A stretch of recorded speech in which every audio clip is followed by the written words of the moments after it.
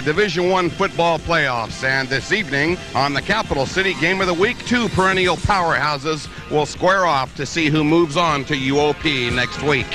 Capital Athletic League runner-up Grant is no stranger to the city championship game, and the Pacers have pranced into Hughes Stadium on a serious mission with major momentum. Meantime, Metro League champion Jesuit has waited a year to return to this game and to this field where the pain of a season-ending defeat has lingered and focused the Marauders on some unfinished business. Tonight, in a Sac-Joaquin Section Division I semifinal round playoff matchup, the Grant Union Pacers prepare to slug it out with the Jesuit Marauders. Tonight, on the Capital City Game of the Week on Access Sacramento TV 73. Your connection to the only complete game television coverage of high school sports in the Sacramento area.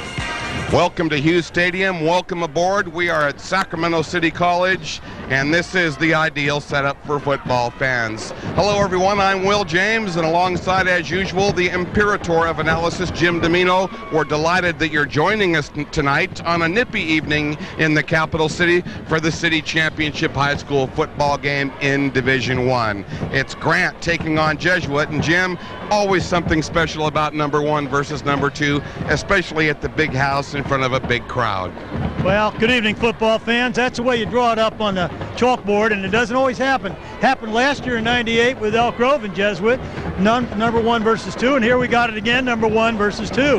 And what an interesting matchup here. Both teams are loaded. Fans are still coming in here, and maybe we won't hit last year's attendance, but we're going to have a great crowd and beautiful, crisp fall weather. Well, let's take a quick splash at the Game of the Week Top 12, popularly known as Domino's Dozen. A little bit moot at this point of the season to some measure, but we are dealing with 1 and 2 and also a very strong field of ball clubs that have been very tough throughout the first 12 weeks of this season. Well, we're dealing with number one Jesuit and 2 Grant, but we've got a ton of good clubs behind them, but these two have eliminated all those good clubs. You know, the Johnsons and so forth and the Nevada Unions have been eliminated, and now we're down to the final 2, and the winner of this one is going to go down in Stockton and represent this area. So this is great football. This is football at its best. Both these high schools come from great traditions. They have fine coaching staffs that have been with them for some time, so this is an exciting matchup with 1 versus 2. Pretty exciting. The crowd continuing to come into Hughes Stadium as we speak. If we splash the last outings for both of these ball clubs, 2 decisive victories and somewhat surprising in the degree of decisiveness, Coach Domino. Both clubs ran up the points pretty big against good defensive ball clubs. Well, yes, if we had to predict the score in both those ball games, Will, I don't think either of us or many people would have picked those types of scores, really, with Jesuit handling Nevada Union 49-28, coming up with 14 unanswered points in the second, third, and fourth quarters, dominating the second half against a good NU club. Meanwhile, on the Johnson campus, Grant came in here for a rematch and revenge, and they walked away with revenge in a victory over Johnson High School, earning the right to meet Jesuit. Well, the visitors tonight come in at 10-2. The prancing Grand High Pacers under Coach Mike Albergini and staff. 10 wins, 2 losses, and prominent Pacers tonight will have to again shoulder a good part of the Grant Union load, and they are well equipped, Coach. They certainly are. Rich Watson, number 3, the fullback. Last year, he was kind of an unknown commodity, having to block for the great Ontario Smith. This year, he's carrying the mail. He's a good blocker, good runner, starts on defense, captain as a junior, which is almost unheard of, so you know he's got great leadership. Along with him, Paris Warren, probably one of the best athletes in the city. One-on-one, he's tough to stop. He can go up there. He's got the speed, and he came up with some big plays versus Johnson last week. And last of all, but not least, is the mountain, Perry Thompson, tower of strength on defense and offense, 6'7", 280+, who really balances that big Grant front. The CAL Lineman of the Year, Perry Thompson, stand out on both sides. On the flip side of that ticket, Dan Carmazzi and the Jesuit High coaching staff really going to have to get big performance out of their marquee players that we've bannered for weeks and weeks in these games.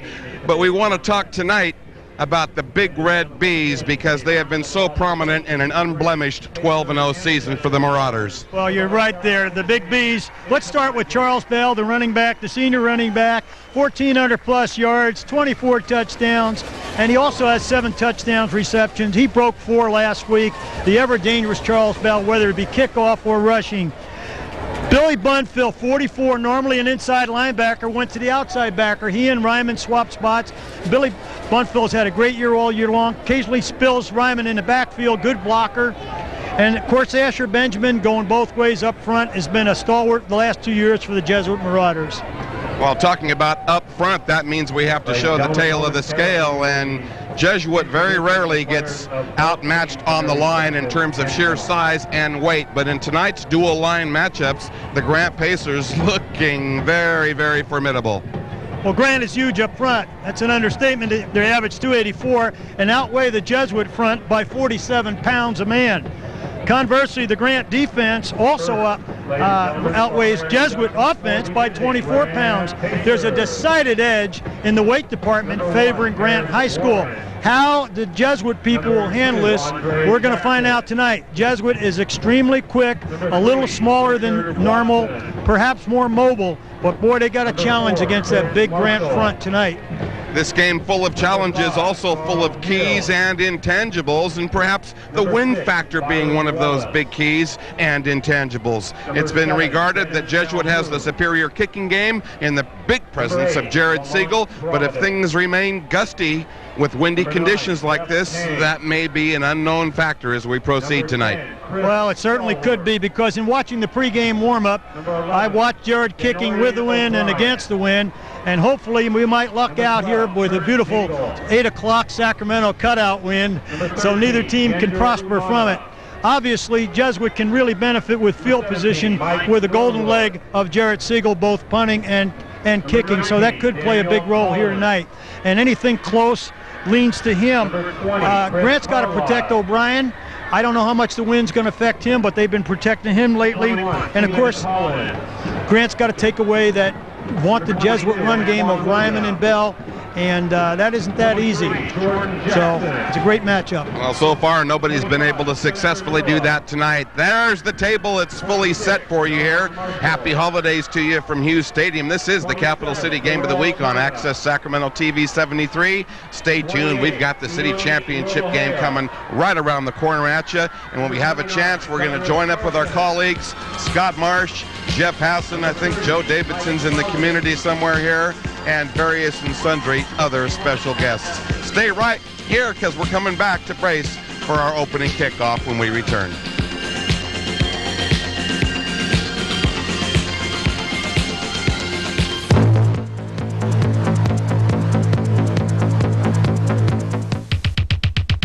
This edition of the Capital City Game of the Week is being brought to you by JR's Texas Barbecue. It's the taste of authentic Texas barbecue right here in Sacramento. Dimple Records, new and used CDs, cassettes, movies, games, and gifts. The insanity begins here. Los Rios Community College District. Call for registration information or visit our website. When you choose your college, choose the best. Access Sacramento and Play-by-Play Sports would like to thank these businesses for helping to cover some of the production costs for the Capital City Game of the Week. Committed to the total education of young women. St. Francis High School. Challenging the body, inspiring the mind, touching the heart. Hands need hands to help you see what lies ahead, what you want to be. Hands need hands, a hand to reach. Kids today need extra help to stay in school. Communities and Schools brings hands in need together with hands that can help.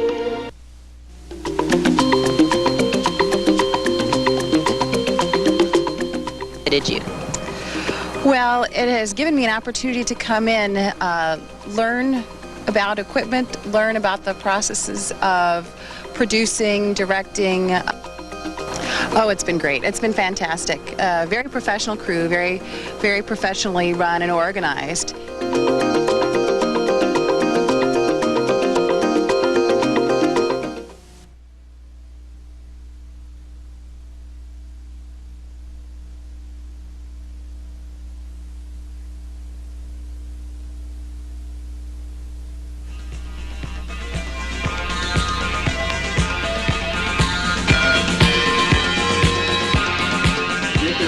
Welcome to Hughes Stadium. This is the night for the city championship football game, Division I. Grant High versus Jesuit. Nice to have you with us on the Capital City Game of the Week. Access Sacramento TV 73 with Jim Domino and Scott Marsh and the rest of the crew. I'm Will James. Welcome aboard. We're going to toss it down the field level and pick up our Scott Marsh. He's standing by with CIF Sac Joaquin Section Commissioner Pete Sacco down below. How you doing, Scotty? All right, Will, thank you very much indeed. I am here with the CIF Commissioner, Pete Sacco. And Pete, great job getting this thing together. Again, talk about the preparation going into this city championship game. Well, it's always a lot of work. You know, we start getting ready in the fall, and then we have a couple meetings scheduled last week and a meeting scheduled this week. And anytime you get two powerhouses, we have our hands full. Should be a great game tonight. I was walking around the field. The field, although it's torn up, it looks like it's in pretty good shape tonight. Sac City officials did a great job getting it ready. They got some sand down on it, and I think the track won't have any effect on the ball game. The better team's going to win. And, of course, the North has been the dominant side of the Sac Joaquin section. Do you predict that the winner of tonight's game should prevail next week? I don't get involved in making predictions. I think the winner of the Golden Valley Grace Davis game is going to try to have something to say about that. We'll have to find out next Friday at UOP. And that'll be a lot of fun, too. But a great game in store for us tonight, Pete. Thanks for your efforts. Thank you very much. We appreciate all the work you guys do.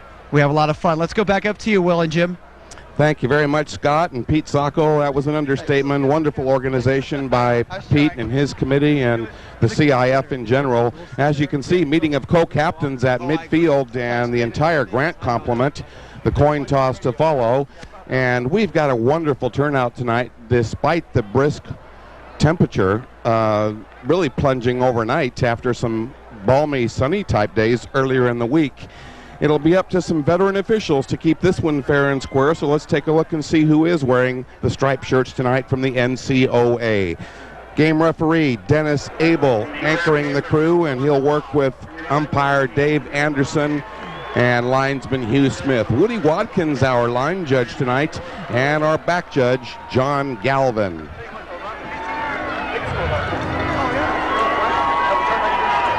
So it looks as though very festive atmosphere here tonight at Hughes Stadium. We're anticipating a crowd in excess of 10,000, lots of late tailgating, and a major traffic jam on Sutterville Road.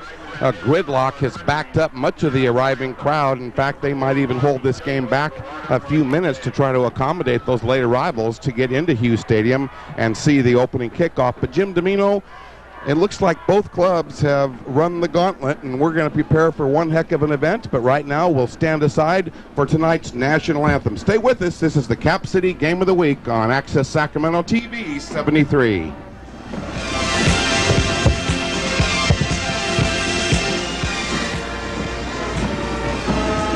The Capital City Game of the Week, right here on Access Sacramento, Cable Channel 73. This edition of the Capital City Game of the Week has been brought to you by Athletics Unlimited, where every day is game day, dedicated to supporting education and student athletics.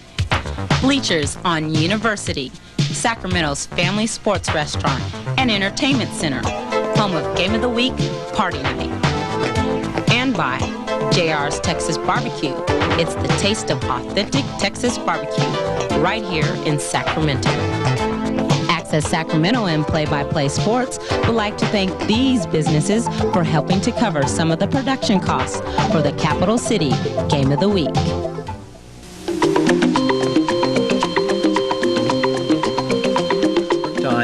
And immensely satisfying, particularly because I'm working with lots of different people in the community at lots of different levels of production experience. And it's really rewarding to see new people come in, very enthusiastic, and to see them grow and learn. And it's been awesome. I'm a real big sports.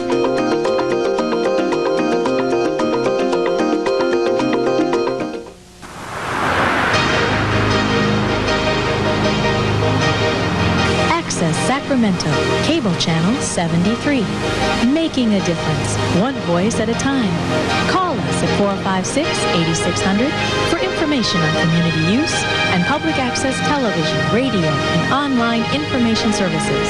Find out how you can make a difference with Access Sacramento.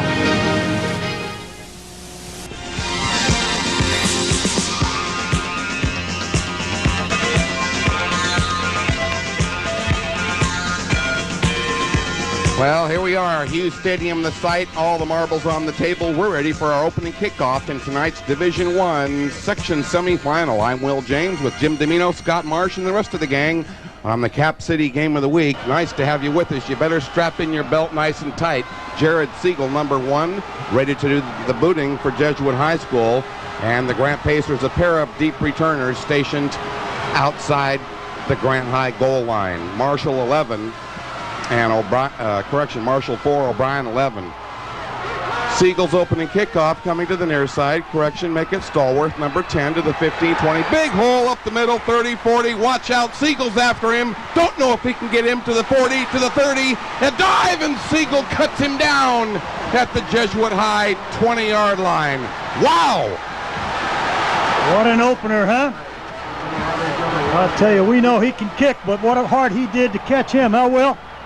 Stallworth had a great alley to run through, 70 yards worth, but credit Jared Siegel for the game-saving stop. And let's look right now at this Grant High offense onto the field. At quarterback, an impressive junior, Denorian O'Brien. And that's the Jesuit offense. We'll flip to Grant in just a moment. Meantime, first play from scrimmage out of the I formation. This crowd didn't really have much of a chance to sit down and relax before Stallworth busted him. Up the middle running Richard Watson inside the 15 down to about the 11-yard line before he's tripped up. Now we'll check that Grant offense. At QB, Denorian O'Brien, a junior, Richard Watson at fullback, and impressive junior running back, Chundras Carton. Outstanding wideouts, Warren and Stallworth, along with imposing tight end Antoine Williams. And the interior line, Ramirez, Dupree, Wolford, Thompson, and Olberg. Meantime, heavy line surge near the 10, short gain inside the 10 to about the 9. On defense for Big Red, they've been jolted on special teams with the 70-yard run back. It'll be up to Mike J. Luca, Benjamin, Price, and others to hold the fort on that front line. Bunfield, Ryman, and Miko, and Rodriguez, Bell, Siegel, and Strahl in the secondary. Late change at defensive tackle, Frank Sharp in for Catapano. Meantime, here's a toss. The Pacers try to go wide and get inside the 5. Nice hard running back to the inside against the grain, Jim. Well, they pitched out, and Carthen had to wait for the football, and it looked like a potential loss. But I'll give Carthen the credit. He cut against the grain and picked up about almost 10 yards and down to the 3-yard line. They came, the first 2 plays, they've come right at the vaunted Jesuit defense. So here they are knocking on the door about on the 2.5-yard line. We played 90 seconds, and here's the Pacers from the Jesuit 2. Single wideouts, left and right, backs are split. Power running straight up the middle. I think it's Watson. No signal. No official signal. Hold the phone. Touchdown Pacers, as they had to unpile them, and Richard Watson smacks one home from 2 yards out to get Grant on the scoreboard early. It was all set up by the Chris Stallworth 70-yard kickoff return right up the middle, and 4 plays later, Grant's in the end zone. Didn't take very long. Of course, the 70-yard kickoff return set you up right, very nice and great field position in the red zone on the 20-yard line. Didn't hurt at all. Yender Umana on for the PAT, trying to increase Grant's lead. Spotted clean, booted, and he's got himself a bullseye at 10:08 early in this football game. Early first, Grant striking quickly, a lightning shot. 7-0 Pacers, and it was a short plunge by Watson to cash it, but the long opening kickoff return set it up. Let's take a look at this replay, Jim. Okay, there's a shot there. Give the ball to Watson. He bangs in there and breaks the play in the goal line right at Jesuit, scoring a touchdown from about 2.5 out, right at the power of the Jesuit D. And I'll tell you, it only took them 4 plays, Will. 4 plays after the big run, and they're in the end zone. And I know a lot of the Jesuit fans are stunned. And let's see how the Jesuit Marauders respond to this. Well, that'll be major to see if they can answer that TD. We won't have long to find out. Umana will be kicking off as This crowd barely has settled into Hughes Stadium before some early fireworks. It's number 1 and number 2, and this is the unofficial city championship. More importantly, the Sac Joaquin section semifinal. The winner of this ball game earns a trip to Stockton and to Stagg Memorial Stadium at UOP to face the Southern winner for all the marbles.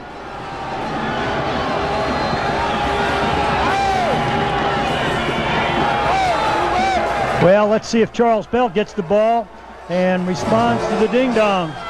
Umana's kickoff short into the far side, bounding at the 15, and picked up by one of the short men for Jesuit, and it's going to be returned outside the 20. Possible loose football, and Grant High has a fumble recovery inside the Jesuit 25. Oh, my goodness. Well, there was a hesitation there. The ball was a short kick on about the 15, and it looked like the upback wasn't used to getting the football. I couldn't pick up a number for you. 32, Joshua Jimenez, and Charles Bell hesitated there and couldn't come up quick enough to field it well. And now, with the ball here on the 23-yard line, the Pacers are in a position here to strike once again. If ever Big Red's defense was going to bail out its ball club, it's going to be now, but not until after this penalty is sorted out. But that'll give us time to check a replay and a second look on the loose football. There it is, squirting out. So 2 special team plays converted dramatically by Grant High. 2 infraction. 1, an exceptional kickoff return to set up the Grant TD, then on the ensuing kickoff, a special teams recovery. The penalty, 1 too many men on the field for the Pacers, so they're backed up 5, looking at 1st and 15. O'Brien tossed to Watson. It's a reverse. Here's Parents Warren, deep in the backfield, chased, pursued, and dropped for a big loss of about 12 yards. Bunfield, Bell, and Price were all there for Jesuit High School, and that didn't work. Bunfield, as you mentioned, Will, Bunfield, Price, etc. And Pat Strahl came up from his free safety position, and I guess Albergini figured he was going to try his end-around play and shake up Jesuit to start with. But boy, I'll tell you, they put themselves in a hole now in 2nd and about 22. Not a way to start your drive, certainly. A 5-yard penalty, then a 12-yard loss on 1st down, 2nd and a mile. O'Brien gets flushed out and runs himself into trouble. Ryman drops him, and his emergency pass is broken up by Kelly Miko. Incomplete. 3rd and a mile. Well, you know, it's interesting. Of course, the 1st down hurt him, and there he almost came off a near sack. There you saw evidence of the Jesuit pressure. Pressure on Denarian, forcing him to put the ball up the field a little earlier than he wanted to. And that's what Jesuit's going to have to do on the passing game when they had 2nd. Now we're in a key 3rd and long here, and they really, to me, look like they're out of field goal position. I would say so. That has not been one of their strong suits this year. They haven't really needed it much, but here's 3rd and better than 20. Delay off the left side, and Carton is stacked up and dropped at the Jesuit 30. Mike J. Luca finishes that off, and that's going to bring up 4th and about 17 or so, and a probable punt. So if that is the case, Jim, a key stand by Jesuit following the fumble recovery on the kickoff. Well, yes, Jesuit turned it up on that series. Again, I think if Mike had to do it over again, Coach Mike Albergini, that 1st down call of his, stringing that play out to a great football player, but Jesuit certainly wasn't fooled by it. Mike Albergini feeling that they can get as much here on 4th down as with a punt, so they're going for it. O'Brien throws for the end zone, way overthrown. Bell's the only man there, and he has a Jesuit interception on a mistimed play. So Grant, though disappointed, probably did not really give away that much on field position. It'll be a touchback out to the Jesuit 20. But certainly Jesuit dodging a cannonball there. And Jeff Hassan joins us in the booth, and the former Hiram Johnson head coach knows how big a defensive stand like that is. Yeah, that was huge coming off of a turnover there, and now we've got to see what Jesuit's going to do on offense for their first time tonight. Joe Elfman under center. He's the QB. We'll check the offense in a moment. Here's a quick hit. and that's a completion out to Ryan Perillo, the favorite target on this ball club. Let's check the Jesuit offense, led by quarterback Joe Elfman. He's had a tremendous campaign. Jeff Ryman, the all-area fullback, and Charles Bell rushing for better than 1,500. Nice receiving corps comprised of replacement Leary filling in for Jeremiah with Perillo and Miko, and the big Jesuit front Nygaard, Johnson, Kaufman, Sharp, and big Chris Lemon. 2nd and 2 after gain of 8. Markers come out.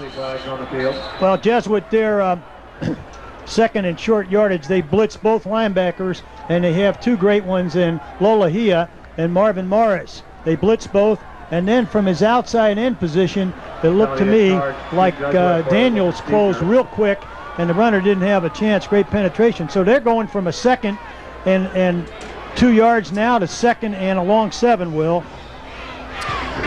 Okay, after this play, we'll spot the Grant defense for you, and that's a terrific outfit also. But 2nd and the better part of 7 or so for Jesuit upcoming. Short drop Elfman. He fires left, and he's got a hook up.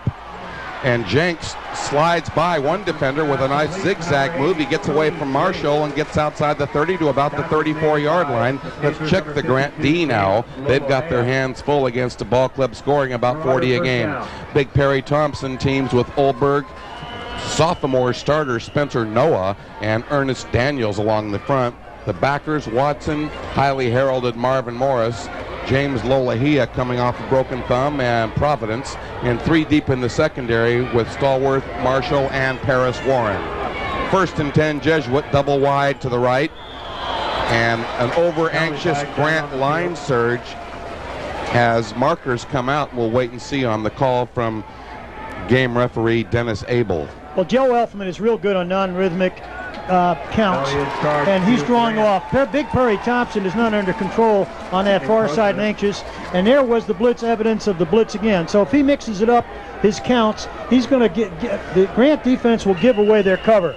And you know, for not blitzing a couple of weeks here in the first series and second series, they're coming a lot with their backers. So 1st and 5 on a gift. We're nearing midway first quarter, 7:15 off the right side, a smash by Ryman, and he's got 2 or so, maybe a bit more, but it's going to bring up 3rd and short now for Jesuit, about 3rd and 2, I would, correction, 2nd and 2. Well, like you said, Jim, you know, the blitz package of Grant is going to try to get after you, put a lot of pressure on your offense, and that's the only way you can really slow that blitz down is to alter the count and mix it up a little bit, and they did a great job bringing them off sides there. And the corners of Grant are giving a little cushion. Now they're up a little tighter than normal. 2nd and short. Ryman, big room, left side blast. He's got about 5, and it's a Jesuit first down to the Marauder 47. Yeah, it looked like the corners were up in a bump technique right there, and you know, Jesuit wants them to do that, and then you'll see them try to stretch it a little bit, go vertical on the field. Yeah, they'll go vertical, go with the fades, but they gave it to one of the 2 raging bulls in town that I call, and they both begin with R, Ryman and Riley, and I'll tell you, they can carry the mail.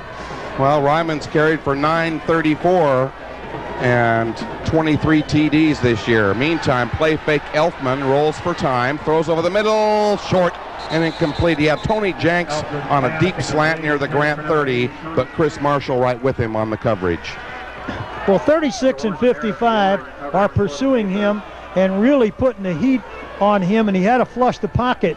55, Latana Lopa, as well as Marvin Morris, put some heat, forced Jeff. I like the call on 1st down, though. Yeah, 1st and 10, I do like that call, but they forced him to flush out of the pocket, and he was really off balance. He never did get his throwing shoulder up the field. So 2nd and 10. Clock stopping at the 6:10, midway first. Nice to have you with us on Game of the Week. Elfman fires, complete, and that's another hookup to wide receiver Ryan Perillo, 81, shy of a first, but it will bring up 3rd and about 2 or a bit more than that. The football in Grant territory at the Pacer 44. Well, it appears like they can not only run the quick out, but they're running the hitch. They're running a 5 to 7 yard hitch and coming back to the football in good timing. And now with a 3rd and a short 2, they have a choice. They ought to be able to get 2 yards, you would think, whether they run the football or whatever. Third and short, backs are split. Here's Ryman, left side, big speed and good power, easy first down, and he's finally shoved out by Paris Warren and others, getting inside the Grant 40. Gain of 5 or 6, and so far Jesuit's offensive line staying composed, and this has been a rather nice Jesuit drive early on. It certainly is. You know, Ryman started to go inside on the blast, and he bounced outside, looked almost like a slant bouncing outside, almost ran over his own blocker. And, you know, they never did put him down as he went out of bounds. And he is a load, believe me. They can't tackle him that high. Jesuits rolled for 3 first downs in this 10-play drive so far. Elfman has a man up the sideline, overthrown. He's going for Chris Leary, 18. Solo coverage by corner Chris Marshall, number 4. And a nice air out to stretch the D by Elfman, not missing by much on that lead. Once again, on first down, a good call. He runs the fade there. He runs a 3-man route. He runs a double fade with his wides, and he's got Kelly Miko hooking up and curling up in the middle. I like it. There was pressure, but the running backs picked up the blitz. Yeah, they did, Jim. They really did. 2nd and 10. Clock stopping at the 5:19 right now. Grant on top 7-0, but Marauders on the move. Got him. Looks like they got him. And the markers come out, both clubs implying the other moved first, as each of our 5 game officials dropped a flag, I believe, except perhaps our back judge, John Galvin. So Jesuit gets burnt for a 5-yard penalty on motion, and that'll back him up. Call it 2nd and 15. Offense, 5-yard penalty, still 2nd down. Well, here's where the good disciplined teams, again, they cannot self-destruct. They've got to stay under control, keep your poise.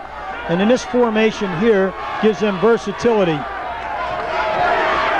2nd long, passing down for Jesuit. Single back is Ryman, and Ryman's got the pill off the right side, and not much there.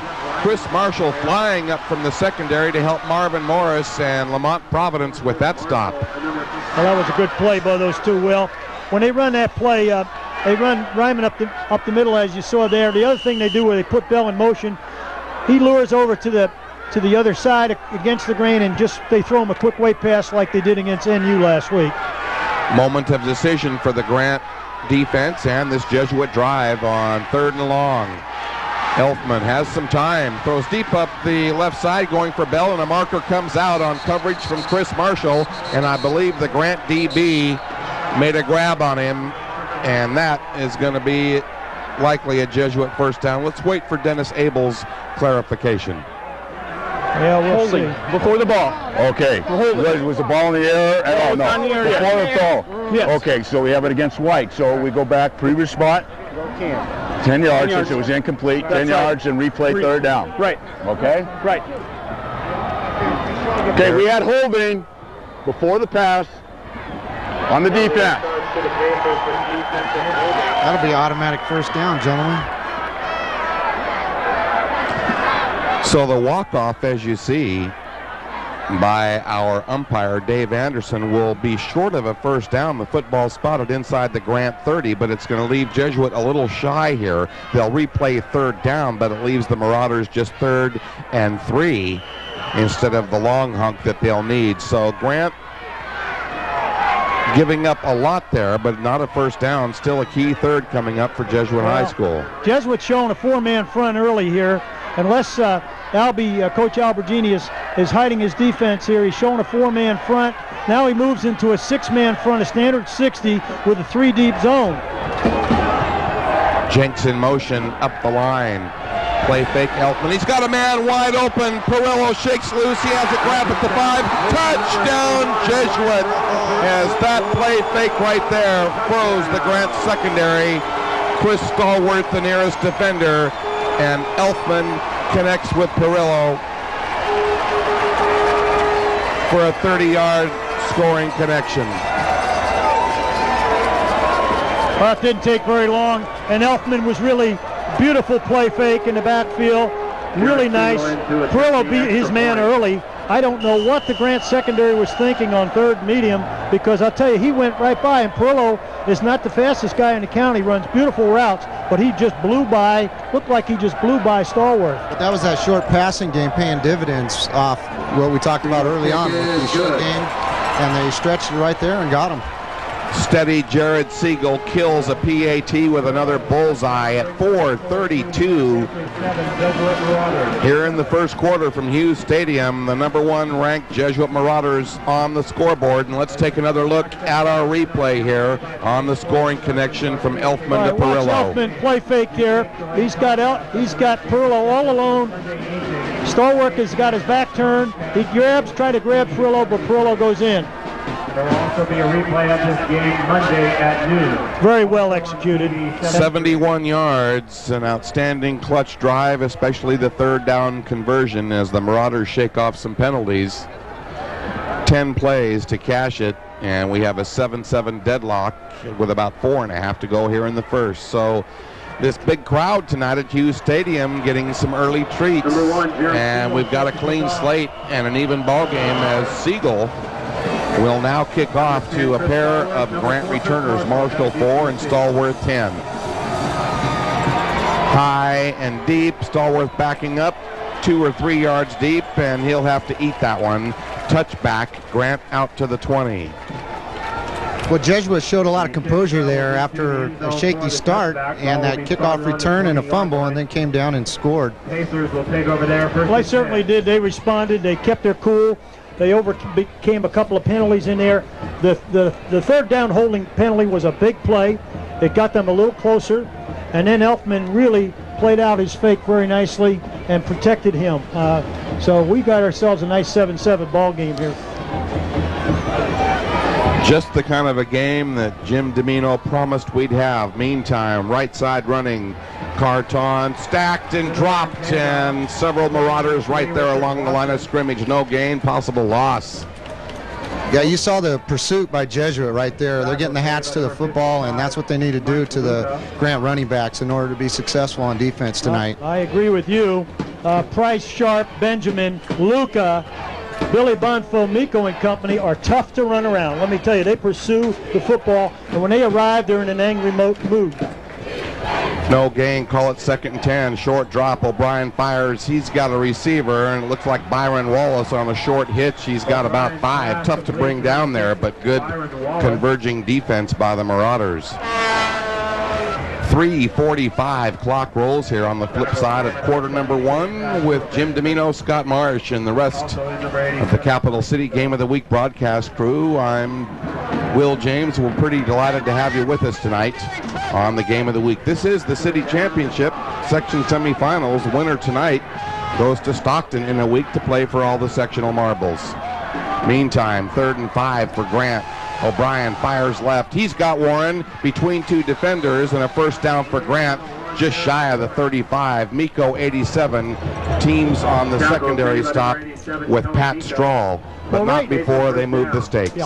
See, right now, Grant's doing what Jesuit did. He just went up the field, Paris Warren run a quick hitch, and Kelly Miko was dropped off in the flat coverage in his zone, but Bell is giving him about a 12-yard cushion, Jeff. Oh, Bell was way back, giving Warren a lot of respect there.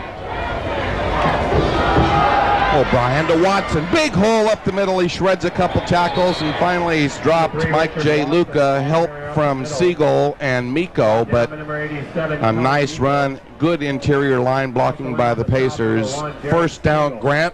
One more look. Okay, there you see the give right in the inside play to Watson, and he brings it in there for moves the chain. He's running hard inside, and I think that's the place for Grant's got to attack right now.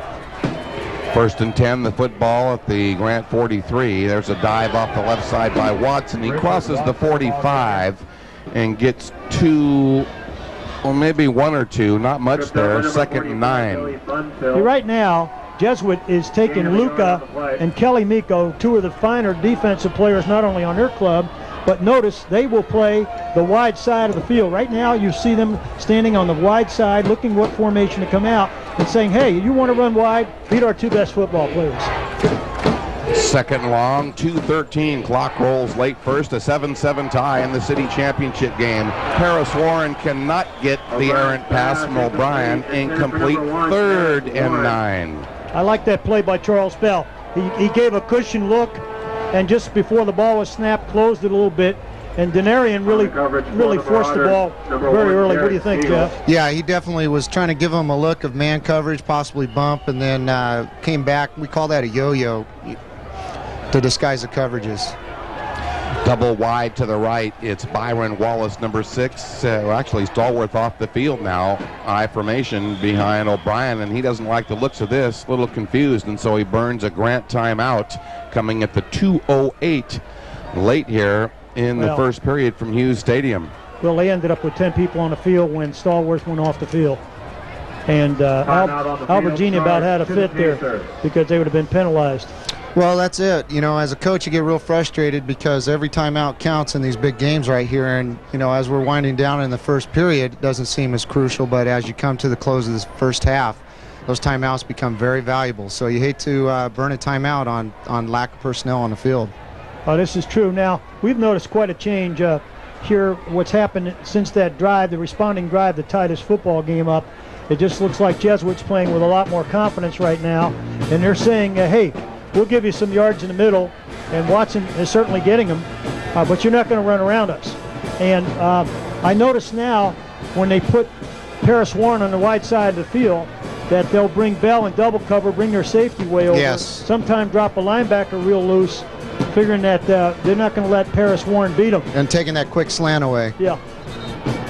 And I'll tell you, Grant's going to have to be real careful here because they're inviting that slant and hitch, and if they're not careful, Kelly Miko is going to drop off in that passing lane and pick it and go all the way. That could be, we could see that tonight. That's a real possibility.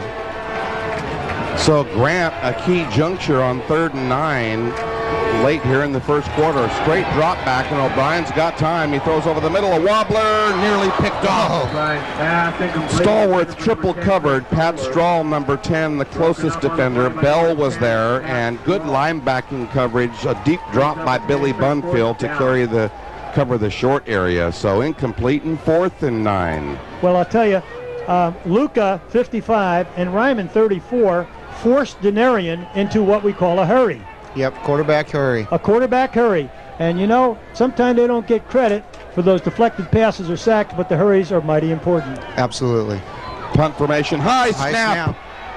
Nice adjustment by O'Brien. His short punt, though, bounds at the Jesuit 35 and trickles ahead, where it'll be downed near the Marauder 32, but excellent field position as again the Jesuit defense holds.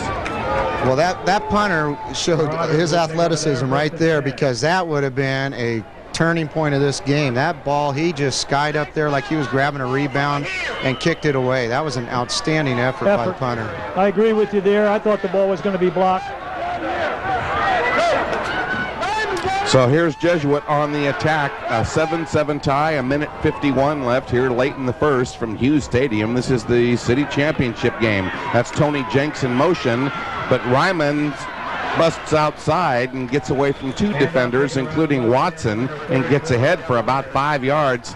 What a package there. He's got tremendous power, as we know, but good speed for a man that size, and he can change directions, as we just saw there. Well, Jeff Ryman for 3 years now a starter, and the last 2 years we've gotten to see quite a few football games, and when it comes to playoff time, he's good enough in the regular season, but then he turns it up, and he's quick to bounce that play outside. Yeah, he was. Jesuit did a great job picking up the blitz there. They zone blocked it, and he bounced it outside for a gain rather than a loss. 2nd and a bit less than 5. Motion shown down the line. That's Leary, and the backs are split, and here's Ryman off the right side. Big room to midfield, and dropped finally by Speedy Paris Warren, but not before he's got about another, well, better than 10 on that, about 12 or so, and Jesuit's doing the job on the ground. Well, I'll tell you right now, they're telling right to Grant, Jesuits picking up their running game very much like they did late in the second quarter against NU. And I'll tell you right now, they're coming right at him, and Ryman is quick enough to bounce it outside and strong enough after contact to get additional yards. Wow. 40 seconds to go, first quarter. Let's see what Jesuit wants to do from midfield. Here's Elfman firing left. He's got Miko, and Watson drops him right away. A 4-yard pickup as the clock rolls with 28 seconds. Well, you know, it's a very high percentage play. And anytime you can get the 2nd down and 5, hey, that's not bad football, whether you ran the ball or passed. And they've been giving the ball to Ryman, they fake to Ryman and run the quick out to Miko. And I think that's a nice play on first down. Don't you, Jeff, to get the play? Oh, I agree, because if they blitz there and catch them there, that could be a big play. Don't know if the Marauders will get a playoff. They do not. Zeros across the board. We've played one from Hughes Stadium, and we have to thank our underwriters right here and now, because they are responsible for bringing you this special sports presentation. Athletics Unlimited, the Air Force ROTC, Bleachers on University, Brinka's Collision Repair Facility, to Dimple Records, to Amy Hardware, and celebrating their 12th anniversary, JR's Texas Barbecue. Also, Mr. Jeff Hassan and New York Life, a big part of our underwriting force. The Hiram Johnson West Campus, Leatherby's, B.T. Thompson and Skills Athletics, and the St. Francis High School Friars Club. We've played one quarter from Hughes Stadium at the city championship game. Stay with us on Access Sacramento TV 73. It's Grant 7, Jesuit 7. Stay with us.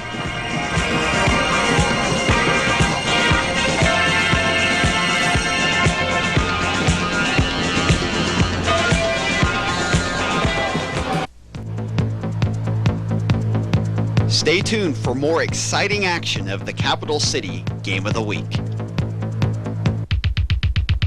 This edition of the Capital City Game of the Week is being brought to you by the Air Force ROTC program.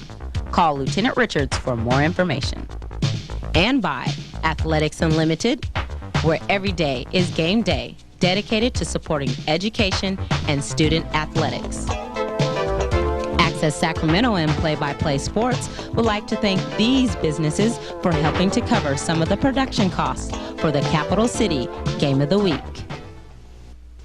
Committed to the total education of young women, St. Francis High School, challenging the body, inspiring the mind, touching the heart. Johnson West Campus, winner of the 1999 Gold Medal for Academic Excellence. West Campus is a college preparatory high school with a rich tradition of academic and athletic achievement, where students experience education as it should be. This is David. Oh, hi. This is what David's done. David went to college.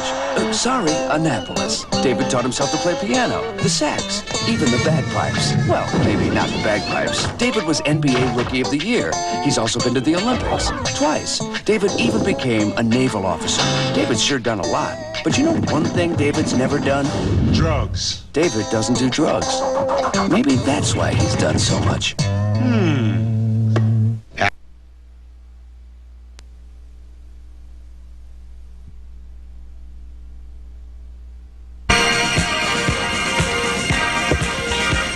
Welcome back to Hughes Stadium. We're delighted to have you with us tonight on the Capital City Game of the Week with Jim Domino, Scott Marsh, Jeff Hassan, John Christopoulos, and various and sundry other dignitaries. I'm Will James. Pleased to have you with us. Here's Jesuit operating from the Grant 45 as we open quarter number 2. A ball fake and a handoff, and that's going to be shy of a first, but about a 4-yard pickup.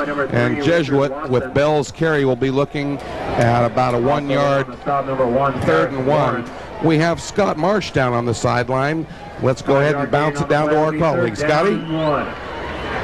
All right, thank you, Will, very much. And I'm here with Father McGarry from Jesuit, and second year in a row that we find ourselves here at Hughes Stadium for a city championship game. You've got to be proud. I am very proud of our student athletes and our coaches, and it's great to be here again this year. Absolutely, and of course this year they go into the game as the favorite. Last year a tremendous Elk Grove team, but obviously Grant got off to an early start, but your guys have hung tough here.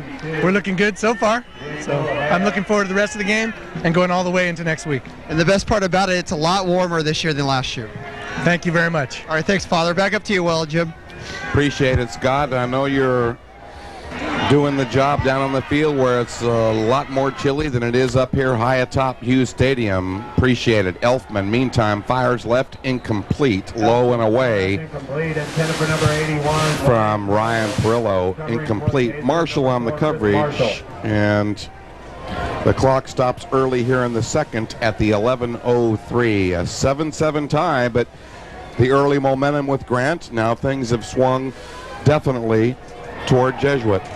Very definitely. They're playing very tough defense and, of course, getting the football back. And they're staying poised in a very slow, good clock management drive. They're in no hurry to give the ball back to the Pacers.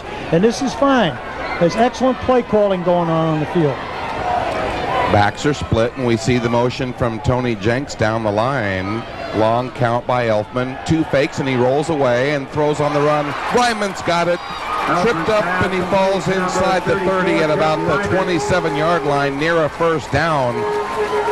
Good ball fakes froze the defense, and Elfman had an easy passing alley to his fullback. Well, he made that look so nice. What a play fake.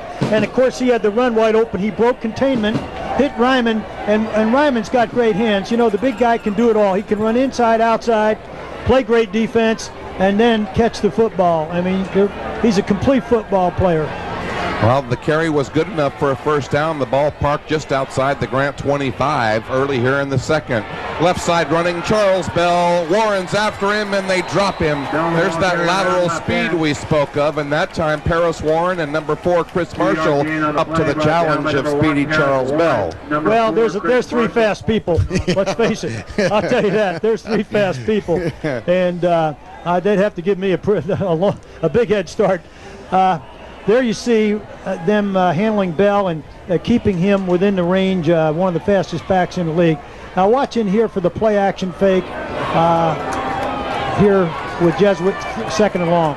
Gain of 2, 2nd and 8, 4 wide receivers, 2 to each side. Elfman to throw, looks right and fires left. A lob to the corner for Perillo, overthrown at the goal line. Chris Marshall, excellent coverage.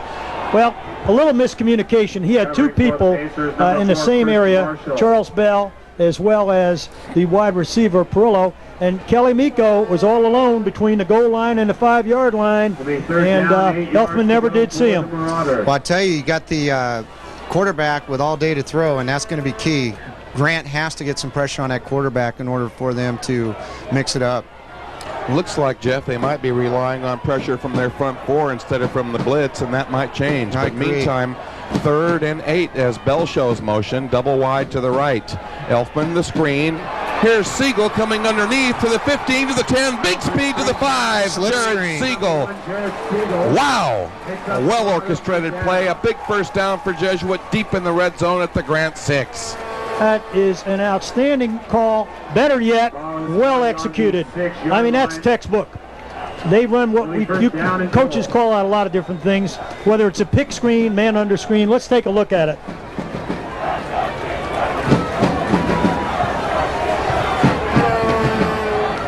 Wait for that replay. Meantime, goal line situation, left side running for Bell. He cuts it inside Marshall, who drops him at the 2.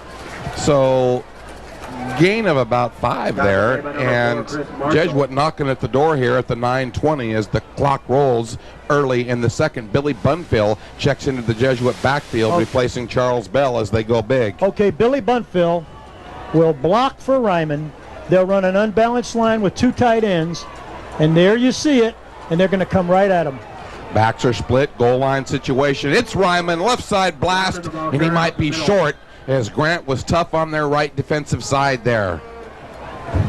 Good play by Grant. That looked like they were ready for that. And here comes Bell back in the football game. Harry Thompson.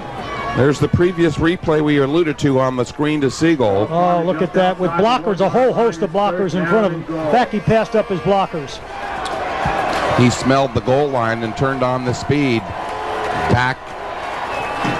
3rd and goal. Left side running. A dive at the goal line. Touchdown, Marauders. Charles Bell with a leap.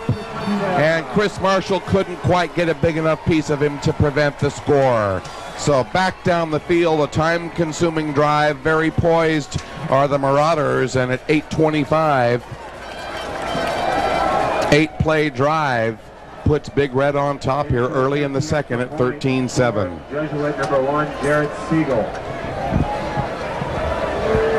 So Siegel has been an ultimately reliable placement kicker. Let's see the kicker ticker next time he strolls onto the field, because he's been dynamite in PATs and field goaling and punting. Siegel's kick is up. Snap, place, kick, bullseye. What else is new? 8 plays, 80 yards. The cherry placed on top by Regal Jared Siegel, and at 8:25 early here in the second from Hughes Stadium, the top-ranked Jesuit High Marauders are on top 14-7. We'll have another look at the Charles Bell effort. Maybe after we get away from that freeze, we can see it, but Charles Bell, we've said it all year long, Jim Domino, that we know about his big speed, but he's shown us so much after contact. Big difference between his junior year and his senior year. Charles Bell is much stronger. His yards after contact have been phenomenal. Now you'll see him. Here goes Ryman leading outside, blocks, and he runs over the blocker to be blocked and gets in the end zone. I'd have to say that the edge right now up front at the line of scrimmage is going to be, the wink goes to Jesuit right now, and it's going to be Grant's turn on offense to really see if they can get Jesuit backpedaling here. Well, I agree, Jeff. I think if they don't respond here, we got a long way, I realize, to go, but momentum is squarely in the hands of Jesuit. Siegel's booming kickoff, a line drive taken by Stallworth 2 yards deep, and another touchback out to the 20. No return for the Grant speedy returners. Well, again, there was no return, but I noticed something very interesting there. While the Grant blockers were ready to set up the wall with their big people, Jesuit loads up their kickoff team with a bunch of guys that are 150, 160 who get down the football field. Yeah. And by the time Grant was setting up, these little guys flew by them like they weren't there. Well, you saw that, but it didn't even matter after he kicked it into the end zone, brings it out to the 20. Meantime, here's Grant on the attack, down for the first time tonight, trailing 14-7, and on first down, the smash up the middle goes nowhere, primarily because of big Asher Benjamin, 76, putting the stop on that. I don't know if you guys noticed, but the clock hasn't moved. No, we haven't. They got to find out what's going on because it's still 8 1/4. On the stop, number 56, Chris Catapano. It still hasn't started, and that was a running play.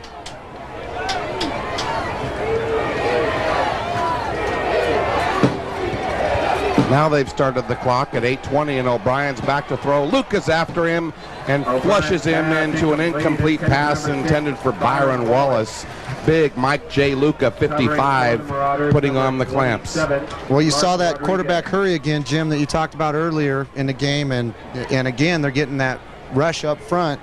Okay, that's exactly what's happening, and you notice what happens. He's lost his rhythm. He's not on balance. He's throwing the bad passes. We got a 3rd and long, and they've only had the ball here about 10 seconds, and Jesuit consumed 3.5 minutes in their nice drive. So Grant looking at 3rd and long, 3rd and 8. O'Brien throws. Here's Stallworth coming back to the middle, but number 10, Chris Stallworth. Jeff Ryman with a solo tackle at the Grant 25 or 26 prevents a first down. That'll bring up 4th and 4. Yeah, it looked like Grant's version of the slip screen there. It looked like they were going to try to do it right back to him, and they just didn't execute it as well. No, they didn't execute it as well. He didn't have the blockers, and this Jesuit defense is extremely quick and alert. They respond, they pursue well. O'Brien to punt. High, wobbly, good hang time spiral. Backing up is August. He bobbles, fumbles, and Bell might be there, but here's a swarm of 5 players, and the Marauders fortunate to recover, but a marker out near the Jesuit 40. Down on the field. Wow. They dodged a bullet there, Will. We saw an early turnover by Jesuit not cost the Marauders because of a good defensive stand. Now we see a heads-up recovery on what could have been a big turnover, but more importantly, a big momentum swing here setting up Grant. That's not the case, however, and back on offense are the Marauders leading at 14-7, nearing midway second at the 7:31 mark. Let's take a look at the fumbled kick and the scramble afterward and the Jesuit recovery. All right, there you see the punt, and it's fumbled by number 20, but Charles Bell alertly picked up the football, and we had a late hit by block by Jesuit, hurt them, put them back in the hole. So they're looking at first down inside their 20. Elfman play fake, looking for Perillo on the slant. Nearly picked off by Paris Warren, who saw that one coming. Incomplete. Marauders fortunate on that one, and Paris Warren knows he had 6 on that play. And let's talk a little bit about Paris Warren as we see this replay. Will embellish his defensive prowess in a moment. There you see Elfman trying to throw over the middle. A nice break to the football by Paris Warren from his safety position. It had 6 written all over it. He's intercepted 8 passes this year and returned 3 for touchdowns. That was going to be number 9 and number 4 if he had held on to it. Not the case. 2nd and 10. Clock stopping at the 7:26 as you see Siegel in motion for the Marauders. Left side running, Bell has room, 25-30, cuts it up to the 35-40, knocked backwards, and he makes the 45. Charles Bell with a good downfield block from Perillo. Ding dong, ding dong. Well, I'll tell you, they run that counter play, and this time Bell hit the hole perfect, big hole. They're keying on Ryman right now. Good fake to Ryman. They pull and trap. Here comes right at you. Now Bell kicks it outside and picks up a nice gain there. Big time gain. Good replay, guys. That was a Excellent. careless arm reach Excellent. by Paris Warren, who reached and grabbed and did not get. Gain of 25 as Namdi LeBlanc has our stats rolling. Here's Ryman. Big hole midfield, and he's barging into Grant territory at the Pacer 46, and that's close to another first down. Marvin Morris 36 with the stop for Grant. Well, right now, I can tell you this, the Jesuit offense is handling the big front of Grant. I don't care how many pounds they weigh, because I'll tell you right now, there's no scale out there. They're just knocking them off the ball. Stoppage of play. Timeout Grant to regroup, and this will give us a chance to let you know about our rapidly growing popular website, the Game of the Week website, and there's the address to flash up, www.sacramento.org/GOTW, as in Game of the Week. Inside you'll find plenty of goodies, and as we say, we're adding to it each and every week, so feel free. The welcome mat is out.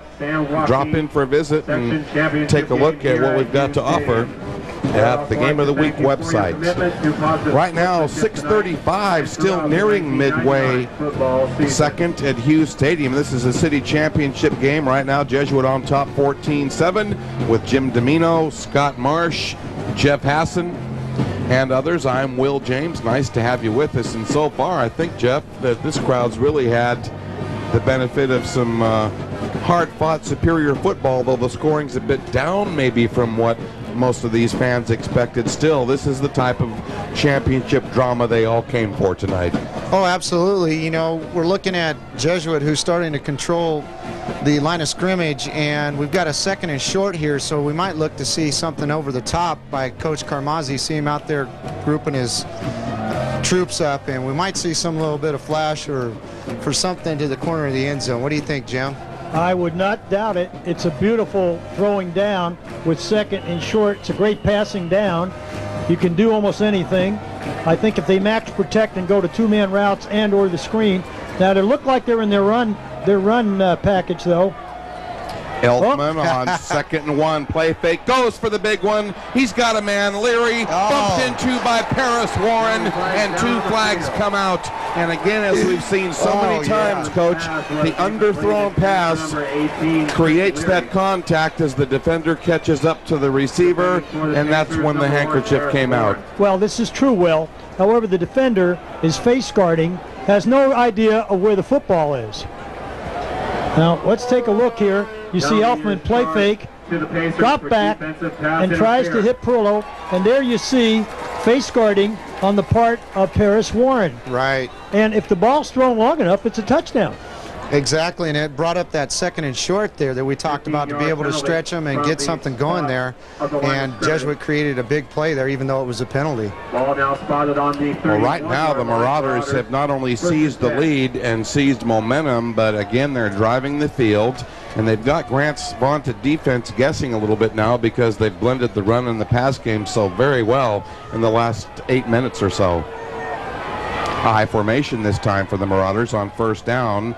A fake, and here's a reverse. Siegel very quick to the 30, but blasted by two quick pacers, Paris Warren and Watson, number 3, up to seal that off. And I have to say, accounting for the injury to Jesuit wide receiver Jeff Jeremiah and Pat O'Sullivan being unavailable for the last 2 weeks' playoff games, I think Jesuit's doing very well with their wide receiving rotation. Besides the starter Perillo, they're having to go with Leary and Siegel. And don't forget Tony Jenks. And Jenks to accommodate that other wide receiving spot. So nice work by the Marauders, their depth factor. Kelly Miko got a little confused there in motion, the big tight end from Jesuit. What I like here is the way they're mixing up their plays. And that time, Watson and Paris Warren stopped Siegel from a potential big game. And I'll tell you, Jesuit's got to be noticing something. Paris Warren is the free safety. In his anxiety to make tackles, he comes up so quick on the play-action pass. I can understand why they're attacking him deep. Now, most people are going to say, how are you going to beat Paris Warren? He's a gifted athlete, but he's biting on the play-action. Absolutely, and that's that controlling the line of scrimmage up front that we talked about. And when you have Ryman and Bell charging up the middle, running counters, off tackle, and everything, that opens up that passing game, Jim, like you mentioned. And if he gets sucked up, you're going to look at 6 points over the top. And you're looking at Coach Albert Gugini leaving the field, and he's telling his troops he's got to hold them out here, at least to a field goal. Namdi LeBlanc has some new numbers for us. Our attendance around 10,000. We anticipated that. And I'll give you some Jesuit stats as soon as Charles Bell has his next carry. He's ahead to the 26-yard line for about 5. So we'll give him 6 carries for 50. And a key fumble recovery on the Duff by August. Ryman earning his keep on 9 carries for 45. So Jesuits rushed for better than 100 here in the opening half, still with 5+ to go. Elfman, meantime, quietly effective at 7 for 12. For 86. That's a nice balance in that offense, and not only that, they're moving the clock. Well, Elfman, fake to Ryman, throws complete, and he's got Perillo for another grab at the Grant 20, and it looks like enough for a first down. Correction on the call. It's Kelly Miko, the tight end, operating against 2 smaller defenders, Marshall and Stallworth. Well, they can come back. Leary was wide open on the post, but he took what the Grant defense gave him, and anytime you can get that 5, 7, 8, 10-yard pass and move the chains, hey, that's all well and great. They're in a zone now where they can pretty much run anything. 1st and 10 for the Marauders, pushing, already on top, 14-7. Left side running, Bell cuts inside at the 15 and makes the 11, and they are just doing the job on the ground and really setting up Elfman's passing game nicely with the good mixture. That's going to bring up a short yardage situation for Jesuit High School just outside the 10-yard line. And in the penalty department, as we see Bunfill enter the Jesuit backfield for Bell, Grant has been clipped, as Namdi says, 4 penalties for 40. Okay, and rest they run play action here. They're running slant left to Bunfill. They're going left with Ryman. Rest see play actions here. They're going left to Ryman. And he's hit in the backfield, spun around and dropped. Initial contact from defensive end Ernest Daniels, 65, their top sack artist. Yeah, that was a big-time play right there because they need to shift the momentum a little bit. Like I said earlier, they need to keep Jesuit to a field goal here. Otherwise, they're going to put themselves really in deep trouble before half. Though that wasn't a passing situation, Daniels tops the Pacers with 11 sacks on the season from that right DN spot. So that's going to place Jesuit at 3rd and intermediate, about 3rd and 5. Football just inside the Grant 15. Elfman hurried but throws. He's got a man inside the 10 for a completion, and it's going to be awfully close to a first down. Kelly Miko, the grab, shoved out by Paris Warren. Down by number 1, Paris Warren. Was a penalty flag on the field, charged to Jesuit for illegal motion. Oh, that was enough, Will, to move the chains, but not now.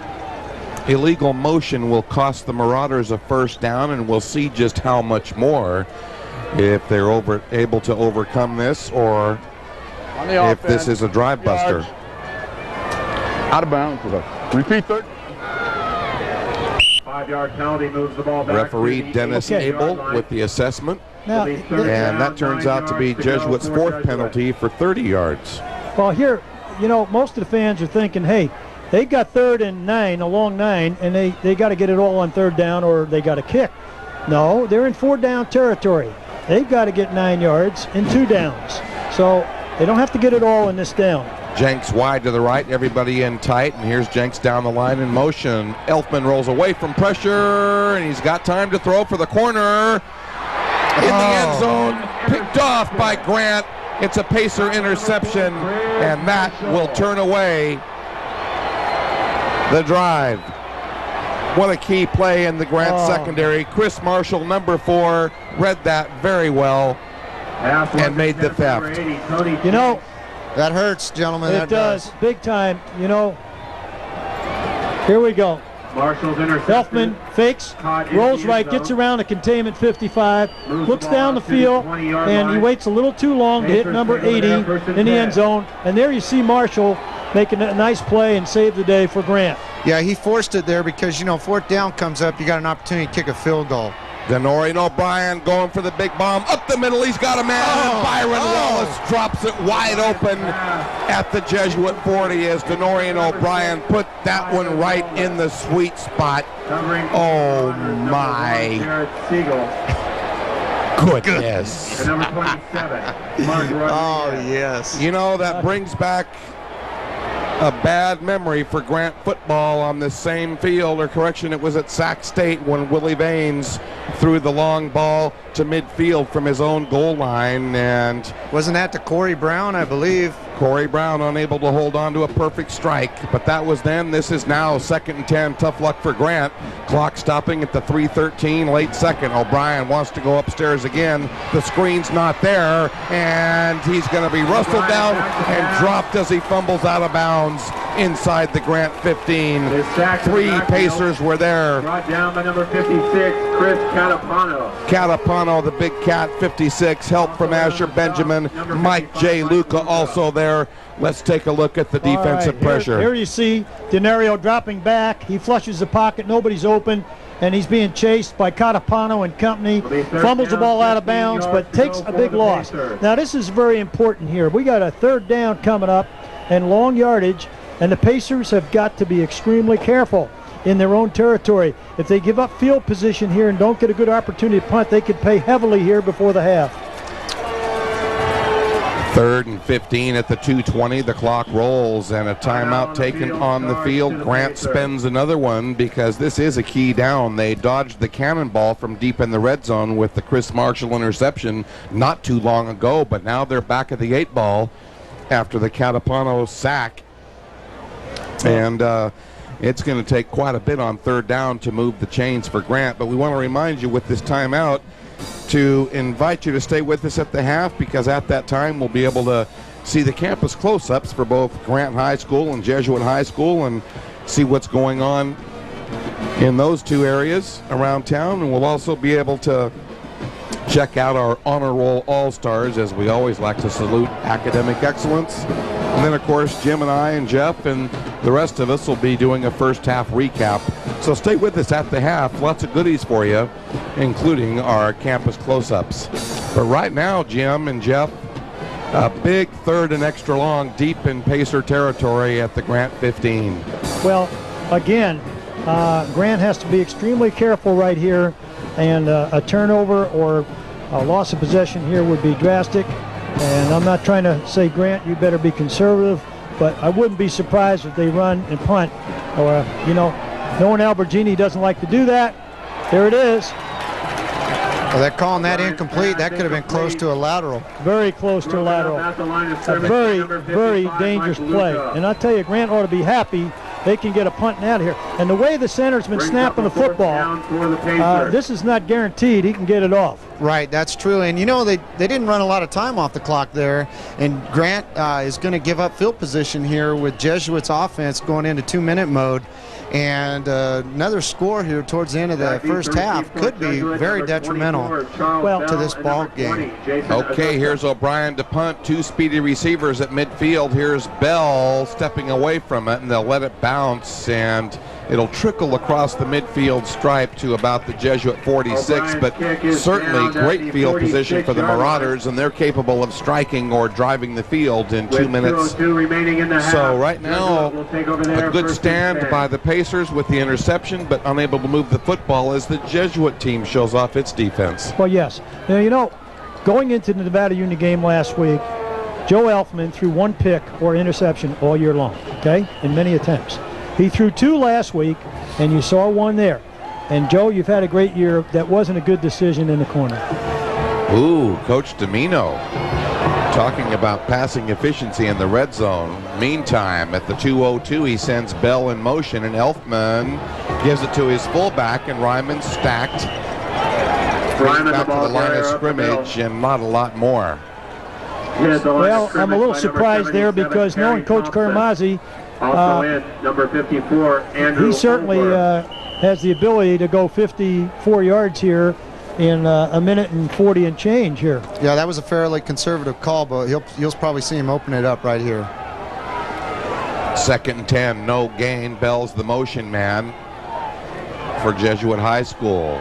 Elfman fires. He's got Bell in the flat at midfield, and Paris Warren has him wrapped up with Marvin Morris. He's unable to get out of bounds, and it's not a first down, about a 6-yard pickup, but the clock rolls at the 1:15. Well, I know you're climbing out of your skin there, Jim, because, you know, all he had to do was take the gain, get out of bounds, and stop the clock, and instead, Jesuits had to burn a timeout, which is critical. He just needed to step out, take the gain, and get the next play called and go from there. Well, Coach Carmazzi has his offensive team huddled on the field as we see there. He did have to spend the timeout, which he had certainly. So we're at the 1:09, late second quarter. Jesuit by 7 on top of Grant, 14-7, coming from a 7-0 deficit in this city championship football game. We're delighted to see a big crowd on hand tonight. About 10,000, perhaps a bit more. Many of the fans having trouble getting in by the opening kickoff because of a tremendous traffic jam. But after they've all finally settled in, they've been treated to a hard-fought football game here in the opening 23 minutes. I would say so. It's a game of shifting momentum here, where the ball was clearly in the hands of the Pacers right off the get-go. Certainly, both from a scoreboard standpoint and a time of possession. Grant's only had the ball 2 minutes and 11 seconds this whole quarter. Wow, that's really significant. We'll probably see a possession-type reception here, just trying to move the chains, going right to the chains themselves. Elfman flushed by Perry Thompson. He goes up the field for Bell, incomplete. Paris Warren right with him near the 20. So the clock stops at the 1:02. And we want to remind you that before we dance away for our first half break, we'll be going down to the field to Scott Marsh. He'll be interviewing Dan Carmazzi. And then we'll be able to talk to our trivia contest winner, Don Bixby, perhaps even Ben Traverso. And we'll need somebody to take one of those Christmas-looking packages in the back of the truck out to the track area. Maybe somebody can go ahead and see to that so that Scott Marsh has the intended parcel for Don Bixby. But right now, a key Jesuit punt at the 1:02. No rush. And Siegel gets off a pooch straight away. Paris Warren handles outside the Grant 20. Has a lane up the middle, but knocked down crossing the 35. And he makes the 39. Well, you know what's interesting to me is that they're kicking to Paris Warren, who just last week ran a touchdown back against Johnson. There was a very critical play in the game, especially from the special teams standpoint. And then they kicked to him again there, and he was close to breaking that. I agree with you, Jeff. I just thought I saw a repeat shades of the last week's Johnson game happening. He almost broke it.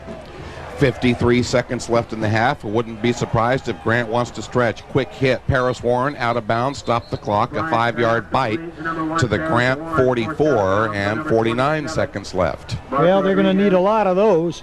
And gain of 5 yards on once again, Jesuits D-backs. They're not the fastest in the world, but they're very crafty. They couldn't invite that quick hitch or out and then go for the football, double it, and go for the football and get a pick here. Well, and you saw him just step out of bounds and stop the clock, and that's what you're looking for in your 2-minute offense drill. O'Brien, a flip to Watson in the backfield. Price is after him, but he cuts it up, crosses midfield. He's loose to the 45, breaks a tackle, and Pat Strahl has him at the Jesuit 39. 38 seconds left, first down. 15-yard pickup on the short flip and strong run, move the stakes. And you know how we talked about those timeouts earlier in the game, Will? Now you're seeing where it's very critical that they needed those right there. Grant forced to spend a couple early. Meantime, O'Brien fires right side. Paris Warren comes back for the grab, slickers one man and gets to the 25 before Billy Bunfill drops him after he was able to shake loose from Mark Rodriguez. So Paris Warren, very dangerous, has another grab. First down Grant, clock stopping with 22 seconds left. You got to give it to him. Go ahead, Jim. Isaac Ramirez, number 72, all 315 pounds of him, is throwing big-time blocks out there. Big-time blocks. He's leveled 2 people the last 2 plays. He plays left tackle for Grant. He wears 72, and as you say, Jim Domino, he is prominent on that Grant offensive line.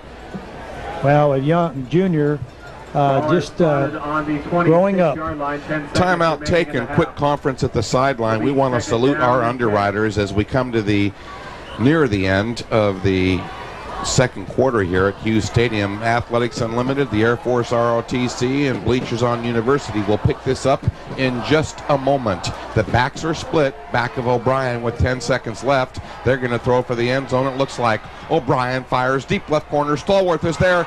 A step-up interception by Charles Bell, and he carries outside the 15. So both QBs ill-advised throws into good coverage as a result, a pair of interceptions, and that is how the first half will end. Stay right here with us.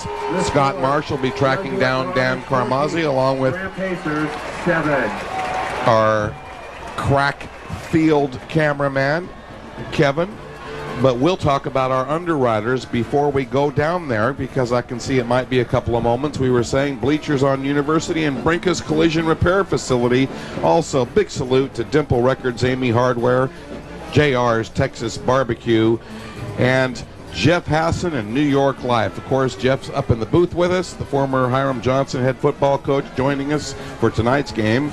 The Hiram Johnson West Campus, Leatherby's, Skills Athletics with B.T. Thompson, and the St. Francis High School Friars Club. We are halfway home from Hughes Stadium, and stay right here with us for a moment. I am looking for our field announcer. And we'll have to catch up with Coach Carmazzi later. So stay with us. Lots for you at halftime here from Hughes Stadium. This is the City Championship on Access Sacramento TV 73, the Capital City Game of the Week. Stick around. We'll be back.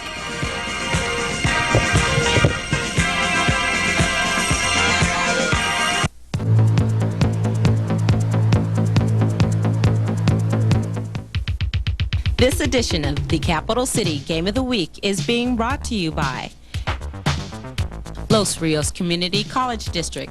Call for registration information or visit our website. When you choose your college, choose the best.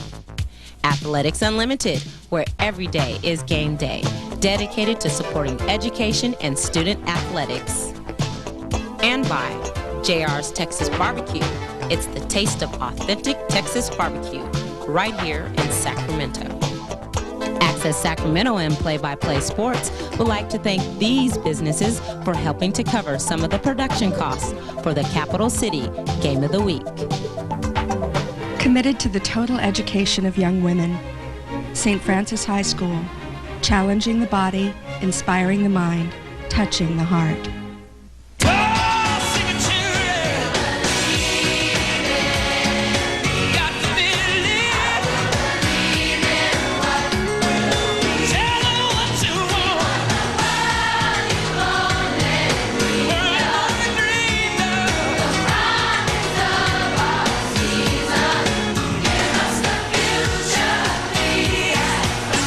Education, it's our future.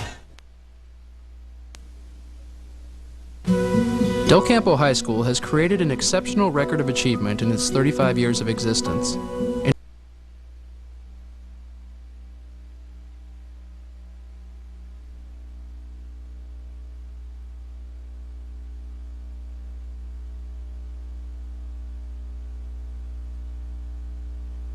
Jesuit High School is relatively new, established just over 30 years ago, but it is already deeply immersed in tradition. From year to year, each class strives to match and then improve upon the efforts of their predecessors. With tremendous parental help and an emphasis on spirituality that encourages a strong family environment, Jesuit has quickly become one of the best overall educational institutions in the Sacramento area. What I like about Jesuit the most is going back to freshman year. I wasn't, sure what to expect here, and I was really nervous. But at freshman retreat, we really got an overwhelming sense of unity and community and brotherhood. So I think that's my favorite thing about going to school here. At most schools, freshman year can be a traumatic experience. The Big Brothers program at Jesuit takes bold steps to reduce the negative emotional impact that 9th grade typically causes.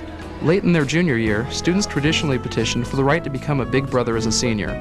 If accepted, they are assigned to 3 or 4 incoming freshmen who they meet at the freshman orientation and spend time with throughout the year. The seniors help their little brothers through in-depth conversations and activities designed to involve them in school functions and facilitate their transition into high school. Big Brothers is a program where senior boys actually take responsibility for the freshmen. The freshmen come onto this campus not knowing a lot of people, coming from a bunch of different schools, and the role of the senior is to make them feel welcomed, help them get acquainted with the school, and just to show them that someone on campus cares for them. In addition to helping people within their own school, Jesuit students contribute large amounts of time to community service. Approximately 400 juniors and their parents are annually involved in Christmas in April, a program that has seen Jesuits help completely refurbish 4 Sacramento area schools. Members of the senior class contribute their time to outside organizations like Easter Seals, as well as several local elementary and junior high schools, usually in the form of tutoring. Community service not only benefits myself, but it benefits Jesuit as a whole community. As being a tutor for a younger freshman, I know how it was once to be a freshman also, and to have troubles adjusting to high school life and your studies. And I had seniors there to help me out when I needed help. And I'm carrying on the tradition here at Jesuit to community service, and being a tutor, I am upholding that tradition of helping out. In addition, 6 seniors annually take a trip to Tijuana, Mexico to provide food to impoverished citizens of this borderline third world country. Through this program, it is hoped that the students will develop compassion for others and gain confidence in their ability to alleviate suffering and injustice. We've had a community service program at Jesuit for about 25 years. All Jesuit schools, high schools and universities around the country and internationally, have some form of community service program. It is an integral part of the Ignatian philosophy that students learn to reach out to those in their community who are in need, and through that reaching out, come to see Christ at work in their lives. I think it's a very positive experience for the students. In our recent surveys of alumni, community service is always number 1 or 2 in what they respond as one of their most meaningful experiences here at Jesuit. Jesuit High School prides itself on being a preparatory school, not only for college, but for all facets of life.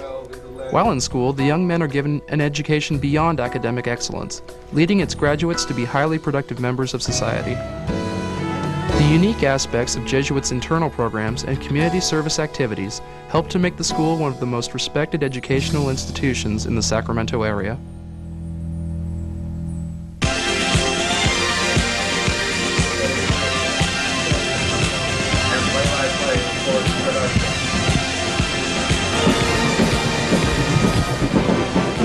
We are glad you're back, and we're at Hughes Stadium for the city championship game with Jim Domino, Scott Marsh, Jeff Hassan, director Kit Clemens, producer Nanette Dansby, and the entire Capital City Game of the Week broadcast crew. I'm Will James, and really glad to have you with us tonight because we've got a super duper football game. At the intermission, number 1 Jesuit on top of second ranked Grant 14-7 Coming from 7 points down, coaches, and as we see Renee Sadler's stats roll up, courtesy of Namdi LeBlanc, we can see, gentlemen, that there have been some key areas of concern that both coaches, I'm sure, at the intermission will be talking about.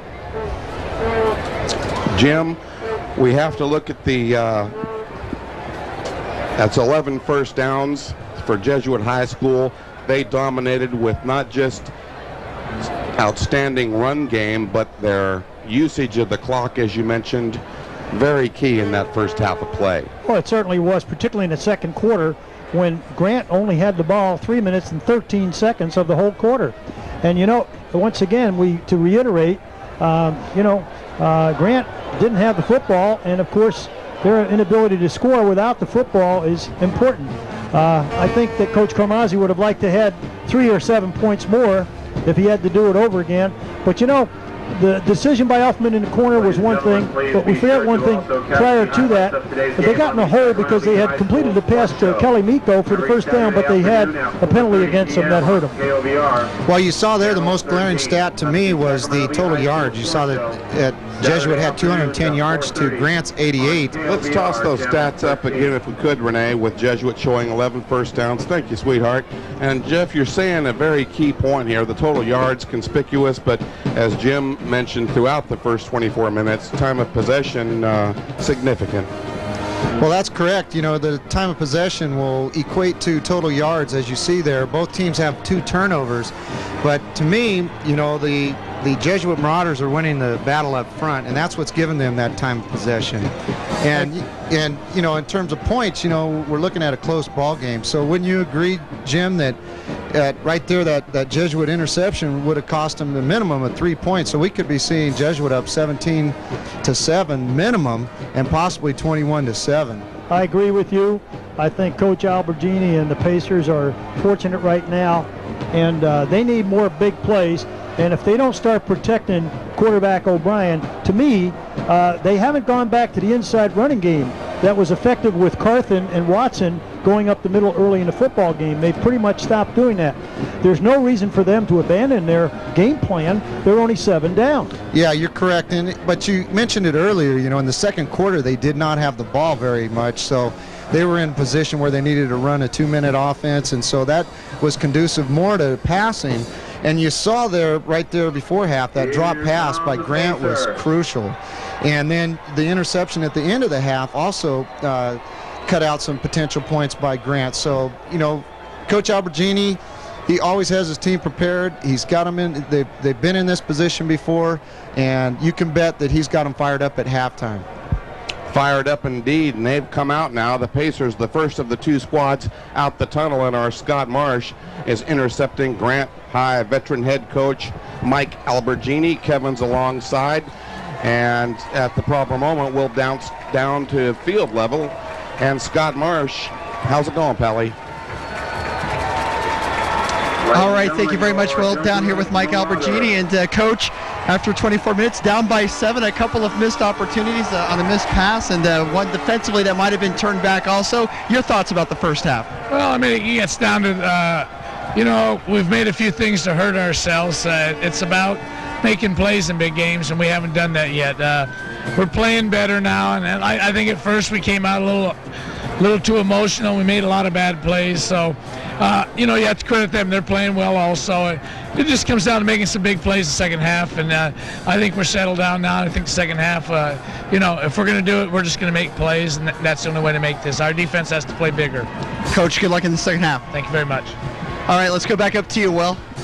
Thank you, Scott and Coach Albergini. And as you gentlemen know, Jim and Jeff, Coach Albergini, veteran mentor, he's been here so many times we can't even count him. And certainly half a football game is by no means home free, and I'm sure that was a very interesting locker room during the intermission. Oh, absolutely. You know, you make your adjustments at halftime. Coach Albergini seemed very composed right there, just as a matter of fact kind of attitude right there. And he knows what they're capable of doing, and he'll make it happen. And they just need to execute. What do you think, Jim? Well, I do. That's exactly what they have to do, and they got a few tricks up their sleeve. You know, this place is really packed, and crowds are into it. let's go down to Scott Marsh. He's standing by with Jesuit coach Dan Carmazzi. Scotty? All right, thank you, Will. Down here with Coach Carmazzi, and your team got down early with the early touchdown by Grant off the special teams play, but then you guys played a nice first half and kind of dominated, particularly the offensive and defensive lines. We did to a certain extent, but we didn't score. You got to give them credit for stopping us. We've got to put the ball in the end zone if we're going to be successful tonight. But we've moved the ball well. We just have to avoid some mistakes and keep them pinned up in their end because they're so explosive. You saw in that last drive. Absolutely. Well, good luck here in the second half. Thanks. All right, back up to you, Will. Thank you, Scott. Fast on your feet. Marsh covering some ground. Double duty coming back into the third period. I'm impressed. Here we are after one half at Hughes Stadium. This is the city championship. Jesuit 14, Grant 7. In the box, Will James, Jim Domino, John Christopoulos, Jeff Hassan. On the field, Scott Marsh. In the truck, Kit Clemens and company. We're glad to have you with us tonight. This has been a real doozy. A little bit lower scoring, gents, than we would have anticipated, but still just halfway. And the adjustments will be fascinating, I'm sure. Well, I'm sure it is. I didn't even have time to get down and get more coffee. It's so packed down here. I wanted to see those Sac City women track girls again because they took care of our staff with some nice complimentary coffee. What a great job they do down here. Sac City women's track. I have to tip the cap and offer Ed Green and his staff. Please take a bow, gentlemen. They ramrod operations here at Hughes Stadium, and we have been, as always, treated with excellent accommodations and the utmost courtesy, and it's nice to be back. This is a great facility, isn't it? It's a pleasure to call a game in this building, and I think our fans have had a treat too. In the meantime, here's the Umana second half kickoff from the 11-yard line. Bell ahead with two moves outside to the 30, and he's taken out, crossing the 35. A solid tackle, but a good run back by Charles Bell, and the Marauders are in good shape to open the third period. It was Grant striking first and taking a 7-0 lead on a short blast by Watson following a 70-yard kickoff return by Stallworth for the Pacers, but the Jesuit put two on the board, and that's where we're at 14-7. Joe Elfman up to the line with the Jesuit offense, and the backs are split behind him. Short drop, a slant, incomplete, mistimed. Miko not looking. Yeah, that's exactly it. He came off the line of scrimmage hard. Looks like he was digging a little longer. Thought he was going to try to break up into the secondary. They gave him the crease early, but he never looked in and showed the quarterback his numbers or his eyes. You know, previous to that on the kickoff, a young sophomore by the name of Rashid Kidd, number 38, just brought up. The great future Pacer, according to Coach Albergini, made a nice tackle on Bell. We have to give him that credit. One of 9 late season promotions by the Grant staff, and he's among them. Meantime, Ryman hammers right, but he gets dropped hard. Well, what you said, Jim, about those sophomores, that's the key to success in the playoffs, is that they gain that experience. And as you move through the playoffs and you see the next level that it takes of emotion and hitting and intensity, that is the kind of experience that you cannot buy as a coach. And that's very important to get those kids in. And I know, Jim, you like Andrew Ulberg, and boy, did he lay some thunder on that play. Did he put the wood to that one. Not much doing, 3rd and 9. Jesuit in the clutch as we see motion down the line from Leary to the near side. Double fake by Elfman. Under pressure, he throws low and incomplete to Ryman, and that'll bring up 4th and 9. And a punt situation for the Jesuit High Marauders. Well, you know, he was under heavy pressure, threw off his back foot, and as they ran motion against the grain there, number 4, who's in man-to-man coverage, trips and goes down, but Elfman never sees him go down. He was unable to cover the receiver on the left side. That's exactly it. And you see that Grant made some adjustments at halftime to get some pressure on Jesuit, and that was going to be the key. That will be the key in the second half. Punt formation, and an excellent punter in Jared Siegel. Wobbler down the middle, bounding to the near side and downed. Wow. But good shape for Grant High School. They show tough on defense, force a punt, and they have the football at their own 37. We're just a minute or so into the third period at Hughes Stadium. This is is the city championship game, and that ambient crowd noise is burning me up. It sounds pretty great because we're 10,000 strong tonight, and the crowd's having a real ball. Did you see that, Will? That punt there could have bounced up and hit a Grant Pacer, and that would have been a live ball, and that would have been crucial. I don't even know number 52 if he saw that, or that it could have hit him and turned it into a live ball. Personal foul, illegal helmet contact. Not here. The penalty is declined. It's going to be first down for Grant. First down. Referee Dennis Abel indicates the penalty declined. You heard the nature of the penalty. As a result, things getting a little bit swung in the momentum department now as Grant takes over on offense with good field position. Carton tagged hard. Oh my goodness. The big man. Benjamin really laid the wood to him. Benjamin, one of our big red bees. You got that right. Wow. Put the big sting on him. Oh, yes. I mean, right now, second and long. Well, this is where Grant gets in a little trouble with their passing game, is when they're in an obvious passing situation. You'll see Jesuit pin their ears back and try to get some pressure on the quarterback. It's 14-7 Marauders. Grant always dangerous with that big play capability. O'Brien has time and fires deep into heavy coverage. Interception over the shoulder by Pat Strahl. And the safety is dropped near the 25-yard line. That was a great job by the receiver there to come back and strip it away. They called incomplete pass. Correct. Oh, yes. Wow. Pat Strahl had possession, and I'll tell you what, give the credit to Paris Warren for taking it away and causing the incomplete. Well, he must have been juggling it on the way down. No control. Yeah, the referee was right there, so he had a better angle on it than we did. Namdi LeBlanc, our eagle eyes in the sky, saw it clearly. A double juggle. Double juggle. And we saw Jared Siegel containing the distraught Pat Strahl, showing the calm nerves. Here's O'Brien, flushed by Benjamin. He throws off balance to Warren.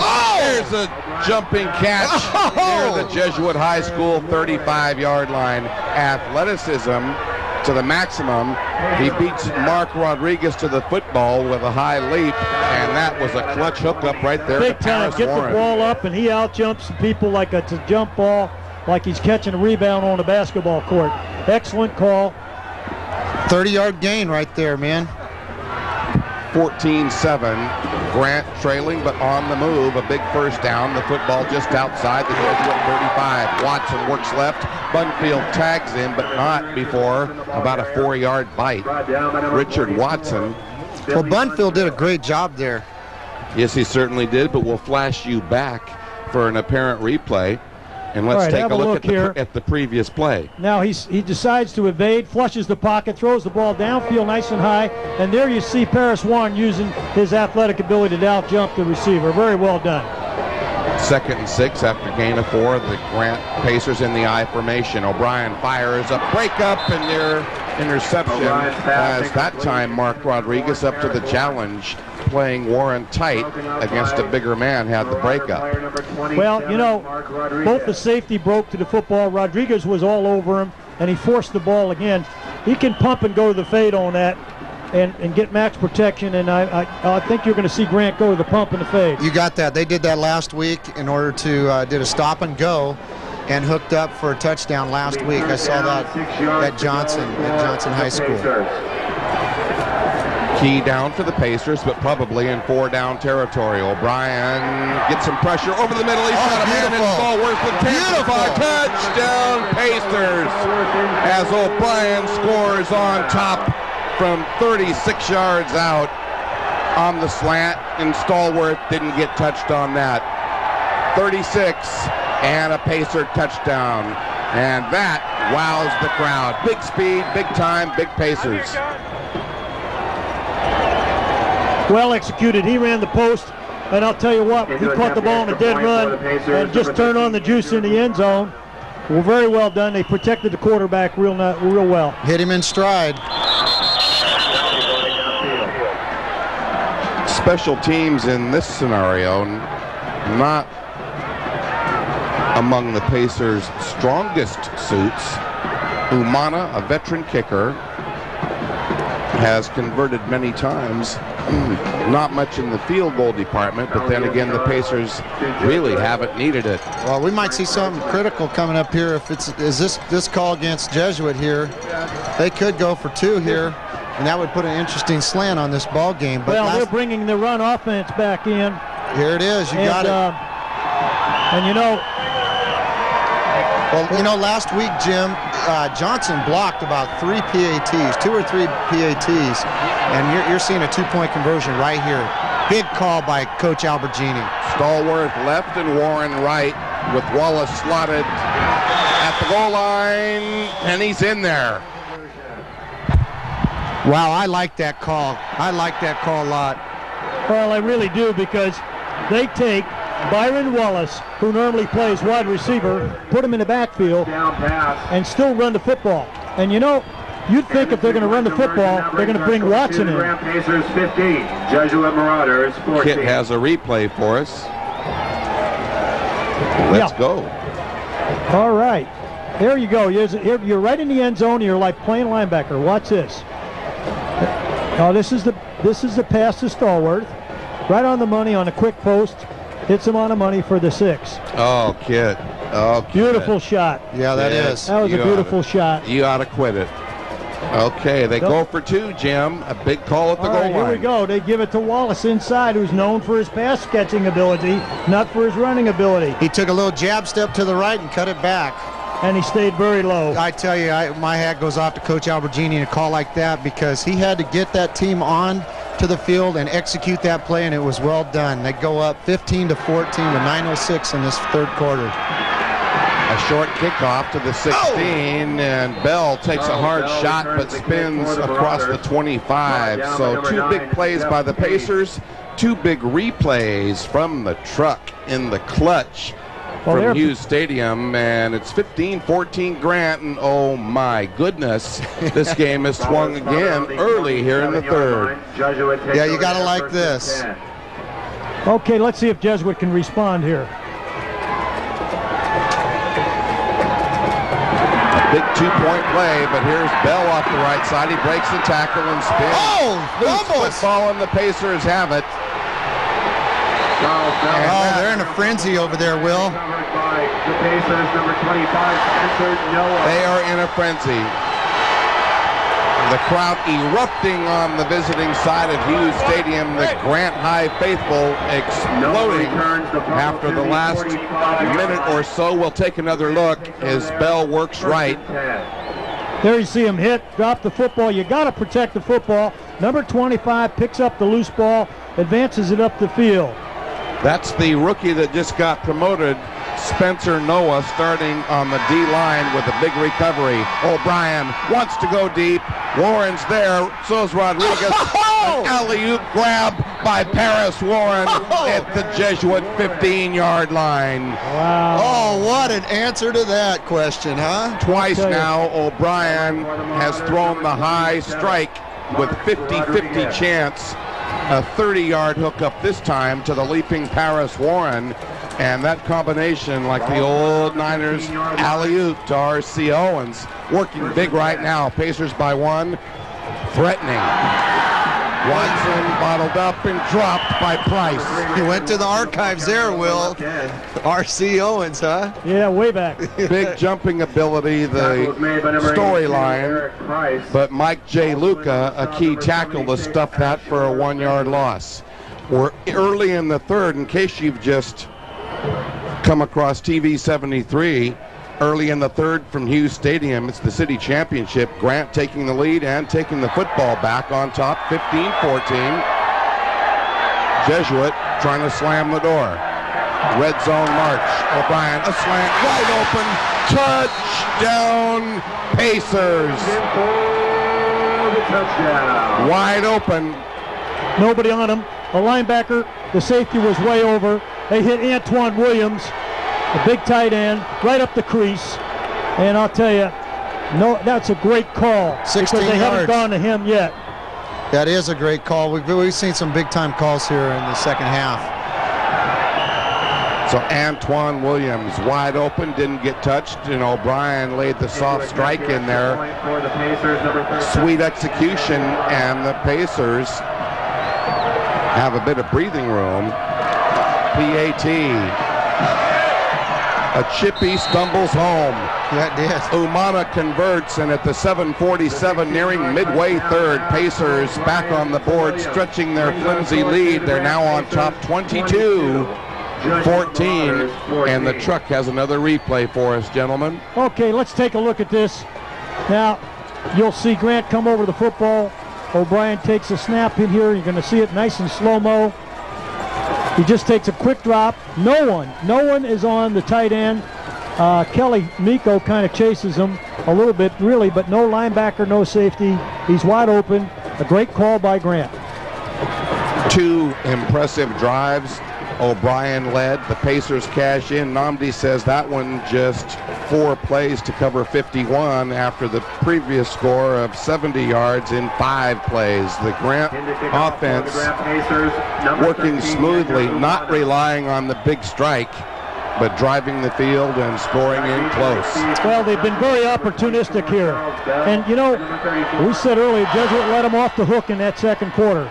Ensuing kickoff, Bell trying to make something happen from his 6, comes to the near side and dances to the 25, maybe 30. So average field position for the Marauders, looking at an 8-point deficit, and this is the kind of a game I thought we might have. Nice and tight. And I must say, better than moderate drama.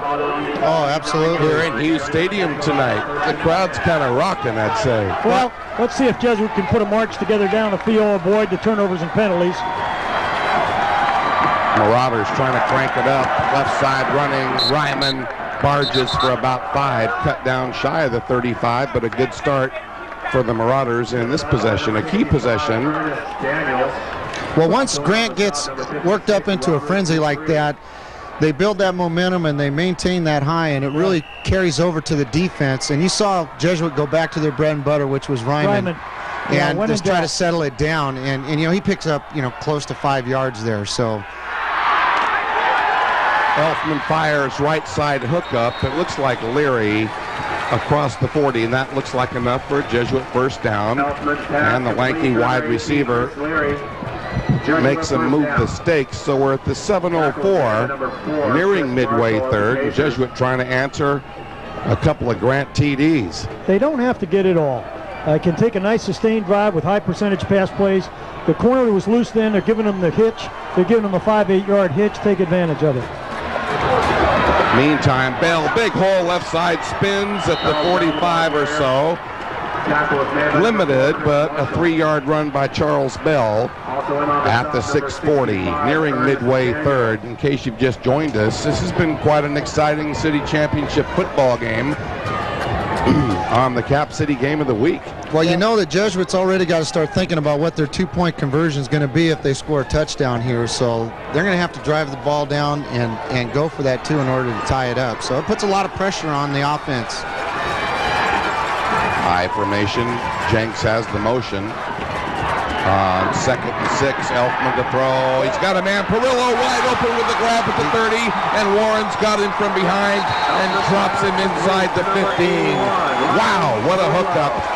Big speed by Warren, enough to recover and prevent the score, but a huge chunk and a key Marauder first down. And let's have another look. 1-yard pass complete to Perillo. Gives the Jesuit a first down. Get back to that in a moment. The play covers 31, and it has the Marauders set up sweet on the Grant 15. Let's see how the Grant defense responds. Bell slithers through a hole and gets inside the 10. A good start on first down with about a 6-yard run. Yeah, now gain of 5 yards on the play. Okay, back to the big play covering 31. There you see Elfman off the play fake. He's got Perillo. And now number 1, Paris Warren catches up with him, but after a big gain.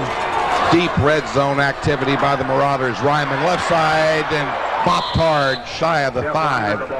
Boy, a solid hit by Richard Watson to drop Ryman. I haven't seen that very often this season. You saw how high he was on that play, too. He was right around the ankles to bring that big Well, those guy are down. two tough customers meeting. And there you see a third and a long one. Jesuit has an opportunity, 2 downs, to get a yard and a half. They've got to avoid any penalties here and be confident of their line. And they ought to be able to average 1 yard a pop here. Penalties and turnovers. Football just outside the 5, about the 6 or so. And whistle stop play, not the spot you'd really want to have. Bad mechanics and a penalty. We've reached the 4:49. Okay, we got a dead ball foul. We got a false start. Well, you were there. Well, Joe Elfman, when he comes to the line, has to give his opportunity for his line to set. They're in an unbalanced set there with a solo back or ace back, and they got a tight wing with unbalanced there, and they're definitely going left. And the way he was shifted over, he was way out of position to take a handoff. And the only way he's going to get the ball is a pitch. I thought maybe they'd go to Ryman in this situation and come right at him.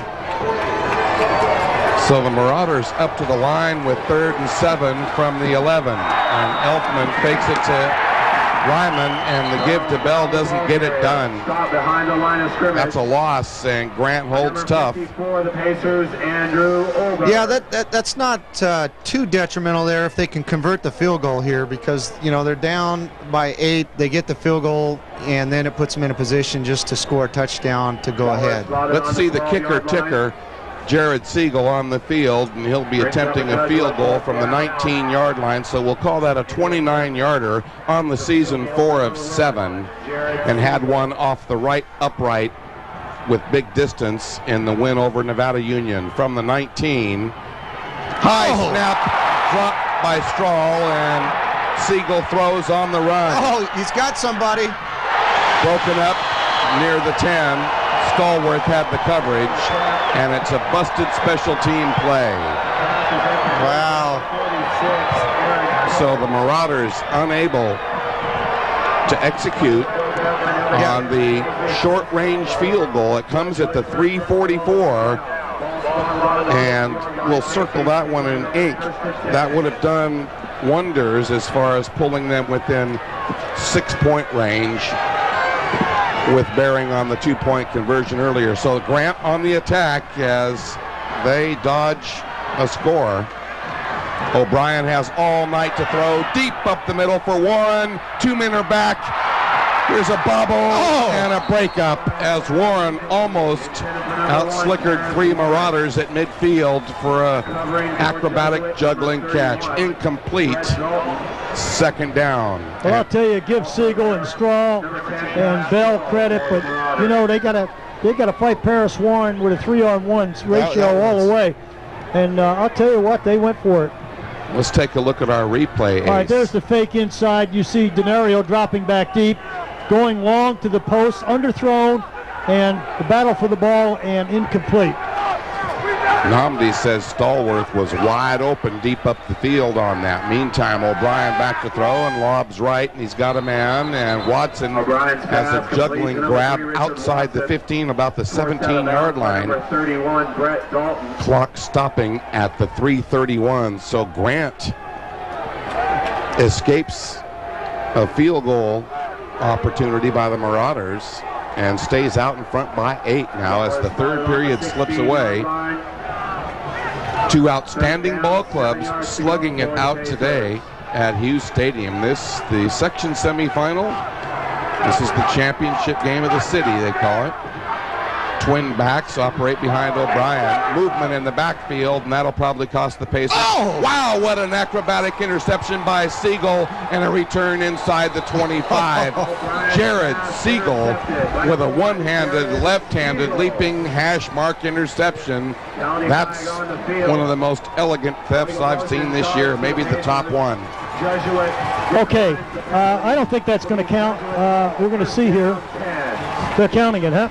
A lot of times that occurs prior to the snap, and I'm amazed. You see the replay, and despite the outcome of that tremendous play, but the football's going to wind up at the 23-yard line. I'll tell you, that's great camera work by the crew there. Wow, They've been on the replays, and great footage right there.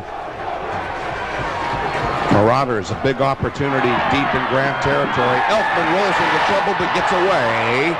Fires on the run, and he's got a man. It's Perillo, chopped down at the 15-yard line. A nice hard play. shot from Chris Marshall. Oh, that was nice. He had Perillo open. He hit Miko right up underneath. He had what they run a flood route into that corner on the 10-yard line.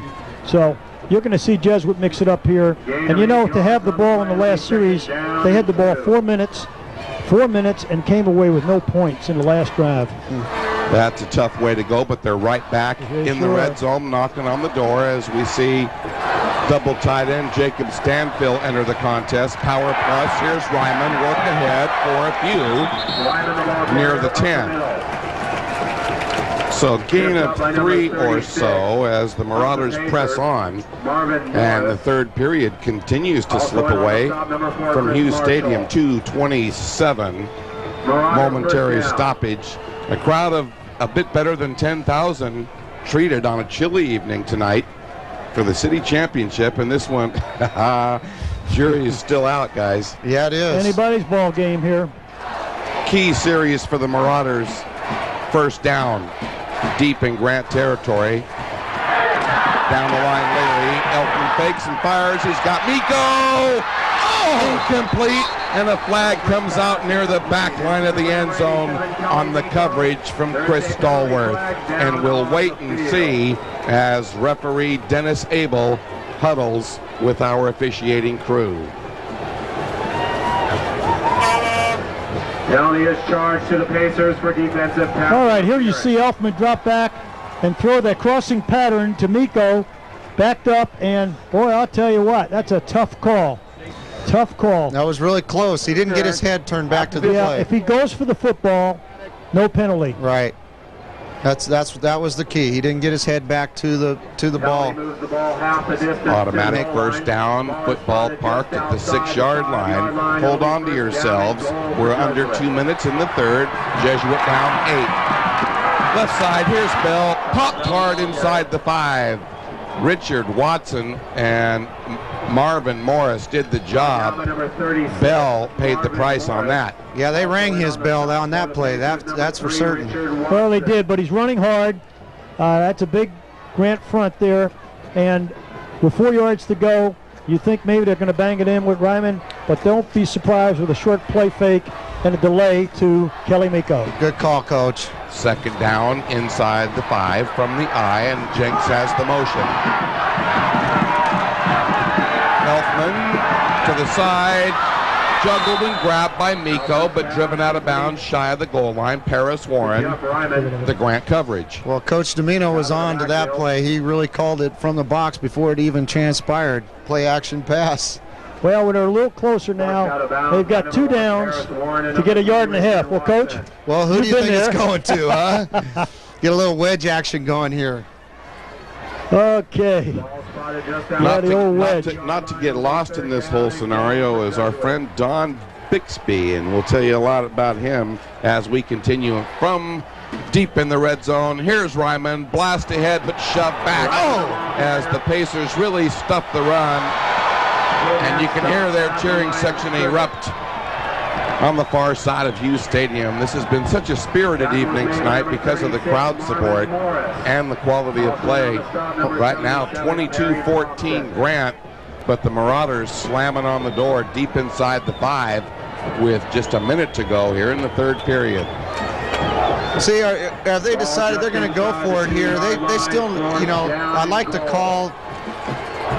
Coach Carmazzi's calling timeout, but, you got to score twice here or get a six points and a 2-point conversion. So, he could potentially go for that field goal and then come back down. There's plenty of time left in this ball game. By getting the timeout here, he's got a chance to rally his troops and make a decision.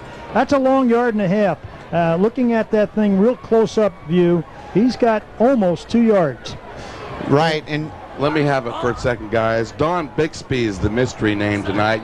For about 6 weeks we had a trivia quiz, and Don Bixby and 2 other Sacramento residents were all over it with the winning entry, the answer Hardy Brown, and Renee might be able to find some support for us. But the question way back when there, you see Don Bixby and Ben Traverso, and also in on the correct list was Mr. Reed Buell, or one of his phantom friends. But we had 3 winners.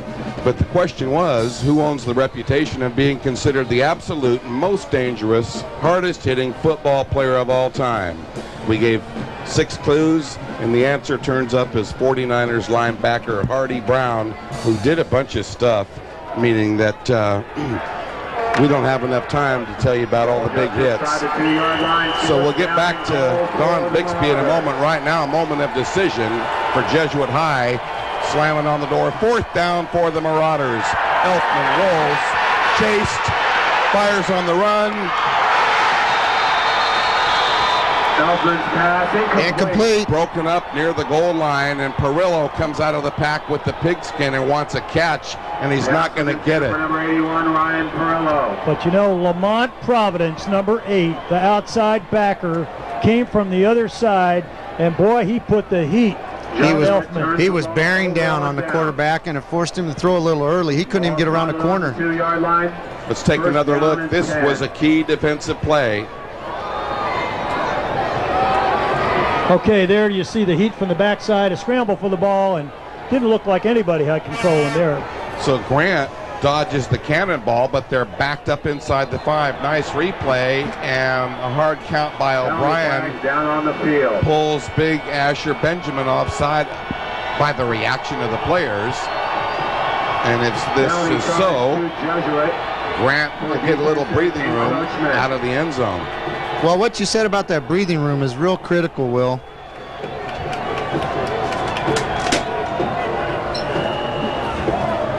Large part of the Grant contingent loving that. A 5-yard gift, and it does give them some breathing room. Ball out beyond the 5, and they blast out for a bit more beyond the 10. And that's a good start for the Pacers.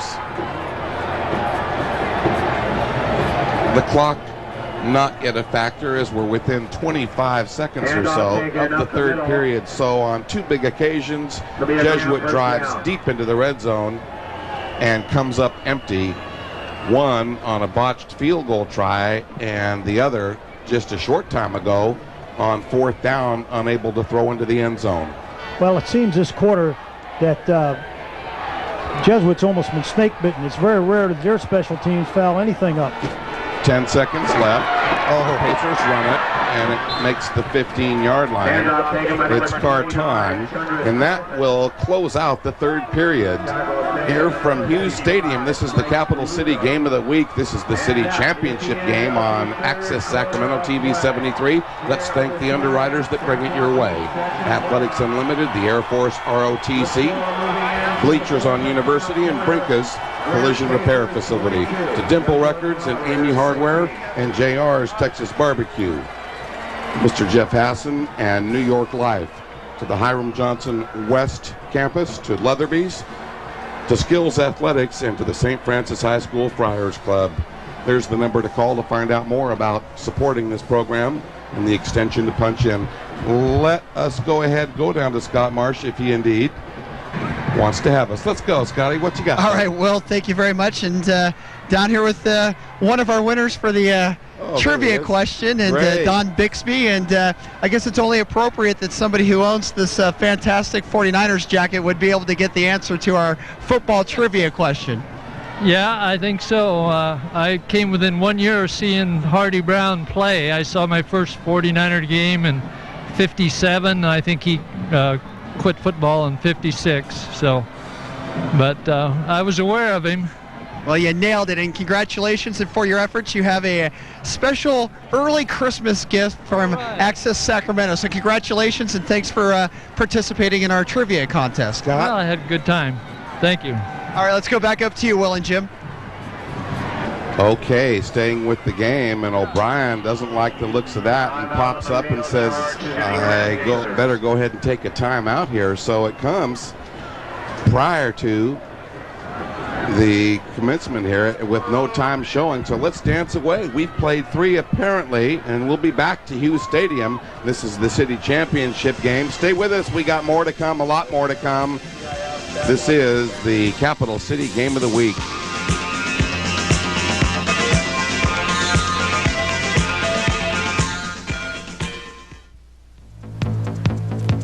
You're watching the Capital City Game of the Week right here on Access Sacramento, Cable Channel 73. This edition of the Capital City Game of the Week is being brought to you by Dimple Records, new and used CDs, cassettes, movies, games, and gifts. The insanity begins here. The Air Force ROTC program. Call Lieutenant Richards for more information. Los Rios Community College District. Call for registration information or visit our website. When you choose your college, choose the best. And by Athletics Unlimited, where every day is game day, dedicated to supporting education and student athletics. Access Sacramento and Play-by-Play Sports would like to thank these businesses for helping to cover some of the production costs for the Capital City Game of the Week. Johnson West Campus, winner of the 1999 Gold Medal for Academic Excellence. West Campus is a college preparatory high school with a rich tradition of academic and athletic achievement, where students experience education as it should be. This is David. Oh, hi. This is what David's done. David went to college. Annapolis. David taught himself to play piano, the sax, even the bagpipes. Well, maybe not the bagpipes. David was NBA Rookie of the Year. He's also been to the Olympics twice. David even became a naval officer. David's sure done a lot. But you know one thing David's never done? Drugs. David doesn't do drugs. Maybe that's why he's done so much. Access Sacramento and Play-by-Play Sports are proud to present the Capital City Game of the Week, but they need your help. Your financial underwriting support is vital to maintain these special sports presentations. Interested businesses or individuals who also believe in this coverage of student athletics can help by joining these dedicated underwriters of the Capital City Game of the Week. For more information, call 456-8600, extension 167.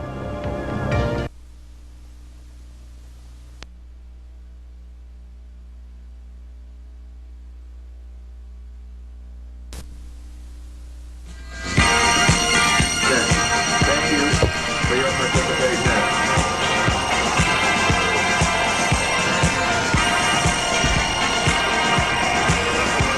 Well, here we are, concluding the third and opening the fourth period at Hughes Stadium. Grant High with the football, and a loose football on an up-the-middle run near the 20. And I believe Carton's fumble is recovered by a Pacer teammate, and the Grant High School football team dodges the turnover there. Well, so I'll we tell just you. opened the fourth period, and Grant's on top. It's not safe, but it's an 8-point cushion at 22-14, Coach. Well, Robert Dupre saved that. Carthon came through there with an apparent 4-yard gain, but didn't secure the football. And Dupre saved them, and it's 3rd and 2 here.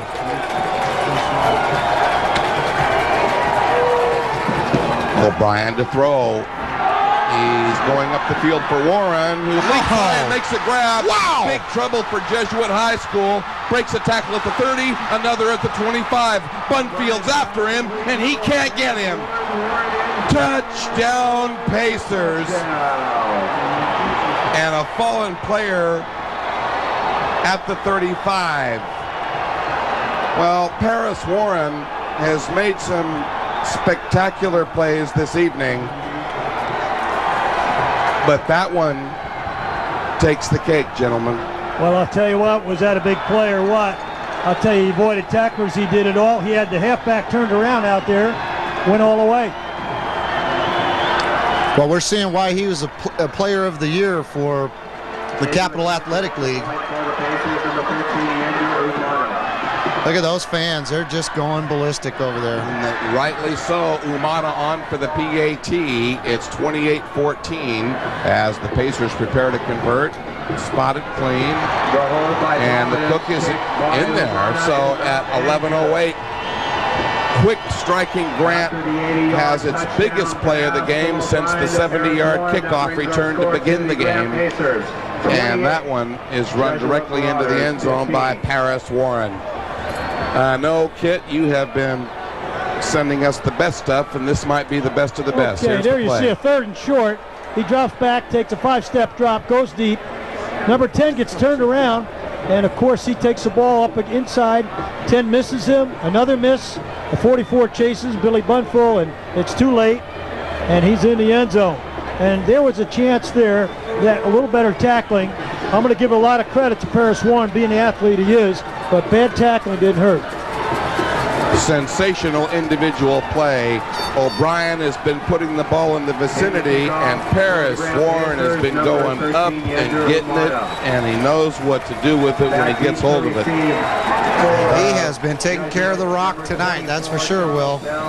Four catches for 150 yards, and that was the biggest of them all so far. He's playing every down, Will, on defense. He's playing a lot of special teams. He has ignited the Pacers 2 weeks in a row here. Ensuing kickoff. Bunfill on the run back, stop and go at the 20, and that's going to just about do it as the Pacers have that one shut down. So modest field position facing Jesuit High School early here in the 4th as the Marauders now trail it by a score of 29-14. Well, you know, Pacers are showing here now that, again, we still got a lot of ways to go. Penalty is charged to the Grant Pacers for up here. They're showing that last week's victory over Johnson was no fluke, Will. I mean, the Pacers have definitely turned up a level, if not two. Absolutely, I agree there. You know, Paris Warren is averaging 37.5 yards per catch. That's just phenomenal. Unsportsman against White, number 9.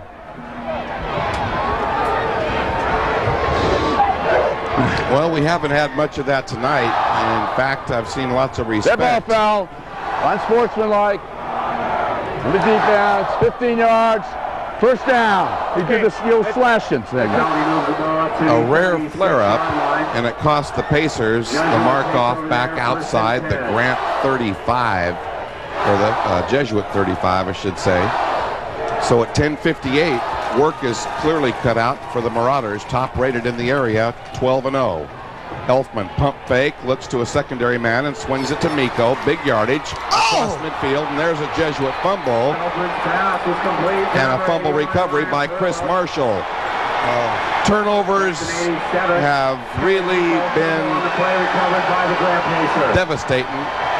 5 of them committed by the Marauders. And another look after the completion. 5-yard line, Grant takes over that 1st and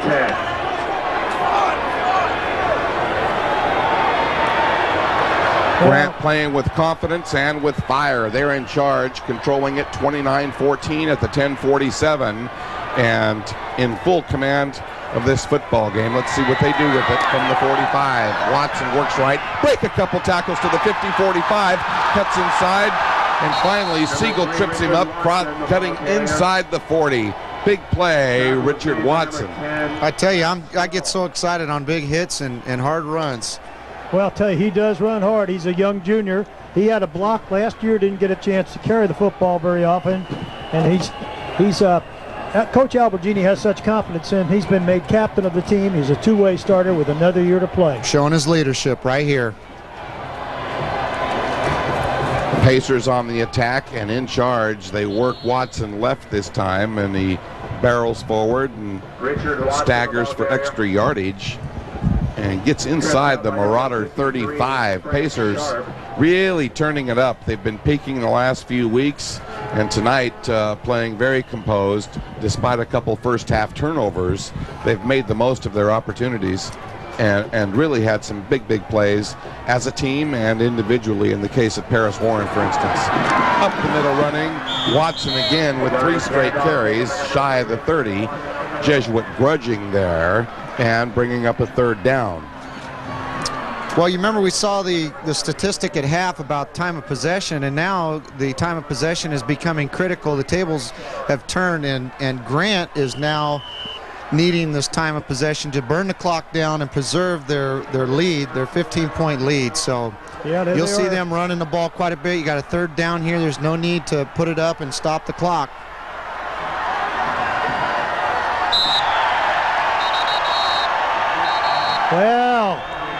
Well, yes, quarterback O'Brien mixed up non-rhythmic, gave a little bit of Jesuit's non-rhythmic back to him, and picks up 5, which should give them a first down. Wow. To Jesuit for encroachment. Grant High Pacers playing very confident, self-assured football. And with the clock at the 9:16 here early in the fourth, Grant High moving the football this time again off of a Jesuit penalty. Left side running Watson to the Jesuit 20. What's up, Watson? I mean, he's carrying the mail right now and moving the clock. And that's all they want to do. They don't have to put the ball in the air. And the Jesuit D right now is wearing down. That big Grant front has rallied. And, you know, again, being able to make these big plays does a ton for your people. Absolutely. Confidence level. Absolutely, Jim. I absolutely agree with that. O'Brien to Watson, 5 straight carries, and he spins to the 15-yard line before he's grabbed and dropped by Mike J. Luca. Made by number 55, Mike Luca. Well, that brings up another first down right there. And like you said, Jim, earlier, just moments ago, they're just chunking that clock, running it down. It's coming right at them. They're coming right at them, inside tackle. And Watson's carrying a load, moving to tailback now and taking Carthen out. Now Watson's at tailback, not fullback. Watson to the right side, going wide, getting around the corner and inside the 5. He's very deceiving. You see him running inside, and not really. Jesuit didn't think that they'd run him outside. And he's a good changer. Showed me a lot of change of pace, and then had the acceleration when needed. Another look at Grant's 12th first down. They hand the football, and you see Big Perry Thompson pulling. Watson turns the corner and takes on number 10, Strahl, right there on about the 2-yard line. Deep drive by Grant. Watson for the payoff, and touchdown Pacers. A hard shot at the goal line, but he took it and got into pay dirt. And after the fumble recovery, Grant High has driven better than half the field to cash in again. 35-14 Pacers on the goal line smash. Wow, you see the composure of Grant right there, just overpowering the defense and punching it in. I tell you, it's going to be a difficult road back to the promised land. That is the end zone here for the Jesuit Marauders. Umana for the PAT at the 7:49 here in the fourth. Spotted, booted, on the money. 7:49, fourth period from Hughes Stadium. Grant 36, Jesuit 14. 49 left in the contest. That brings our score to one more look at the TD. Jesuit Marauders 14. All right, there you see the goal line and the give to Watson, who's took the ball down, lined up at tailback that time. The good part of the game, you've seen him line up at fullback and blocking and or carrying the football inside, blocking for Carthon. And now you see him when the game's on the line. He's a playmaker, he's a horse, and carrying the ball up the middle from the tailback spot. Well, near the conclusion of tonight's game, and that's rapidly approaching, we'll be announcing the Capital City Game of the Week players of the game. So we've already distributed ballots and heavy consideration going on up here in the box. So we invite you to join us for our customary recognition of these student athletes. Well, here in the second half, you'll see that Grant has scored 29 unanswered points, and that has been the ball game, the story of the ball game right now. Jesuit has been shut out in the second half.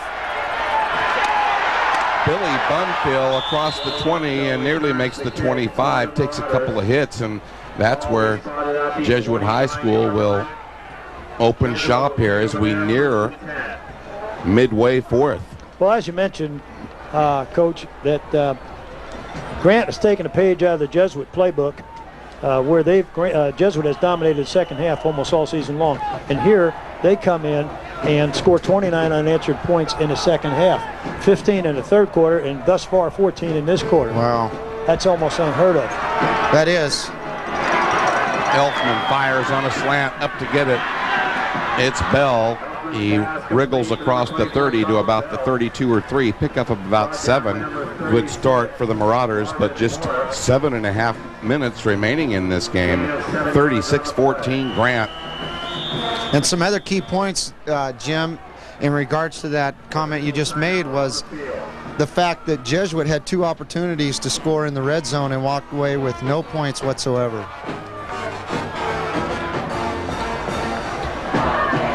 A bit better than I gave him. It's going to bring up 2nd and 2, gain of 8. Football at the Marauder 32, clock rolling at the 7:15. Marauders are going to have to make it count fast. Fighting the clock, Bell gets hit and dropped for a loss. I'll tell you right now, they're just teeing off up front, and the Grant defense, 65, Ernie Daniels has had a big year for Grant. Stops him cold. Perry Thompson got a piece of him, and then, of course, Ernie Daniels finished him off. Yeah, it appeared to me that Jesuit was trying to get the first down there, and instead it got 3rd and 5, and they're going to need to put the ball up here shortly. They need to get, obviously, a first down here. Elfman to throw, has some time, good protection, lob. He's going for Miko, off his fingertips, incomplete near midfield. Yeah, nice defense by Zeph Payne, who was formerly starting in that secondary for the Grant Pacers. Nice defense now. They can do one of 2 things here. They can play it soft up front and go back with a 7 coverage, or put some heat on them. Number 1, Paris Warren, and number 9, Zeph. So that brings up 4th down, and Miko to the sideline. Jacob Stanfield in at tight end for the Marauders. 9-yard line. Will be 4th down, 5 yards. So this is pretty much it. Still with 6:35 to go. Marauders need something in this possession going for it on 4th and 6, deep in their territory. Elfman chased hard, throws on the run, and he's got a hook up to Stanfield, but it's knocked loose. Marvin Morris, 36, and 2 other Pacers right there. Boy, credit Elfman. Good escape and strike on the run. Yeah, he did. He put a nice ball in there, but you saw that the fact that they're going for it on 4th down there, Will, is desperation. Let's bounce down to Scott Marsh. He's standing by with one of our friends. It's B.T. Thompson. How you doing, Scotty? All right, thank you, Will. Down here on the sideline with B.T. Thompson, a coach over at Sierra College, but as you mentioned, Will, also a sponsor here of the Game of the Week with Skills Athletics, and that's what I want to talk to you about, B.T., because I know you've worked with a lot of high school athletes, some of the premier athletes here in the area. Let's talk about Skills Athletics a little bit and what you do for some of the high school athletes. What we like to do is take the athletes and do a full off-season program to where we're training the kids from January through July, working on nothing but football. So just like taking a karate lesson or a piano lesson, you're going to take a football lesson, and it's going to be very detailed, every position, all ages, and we're going to go from January 23rd all the way to the end of July.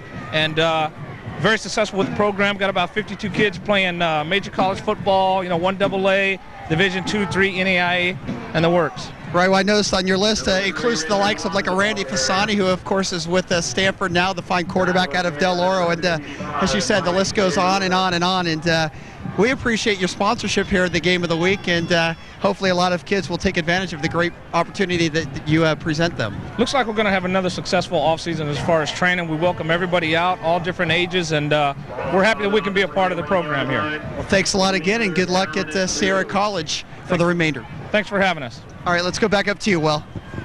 Thank you very much, Scott Marsh and B.T. Thompson. Well, I'll tell you, Grant High and Richard Watson are getting it done. Outstanding performance tonight by Richard Watson.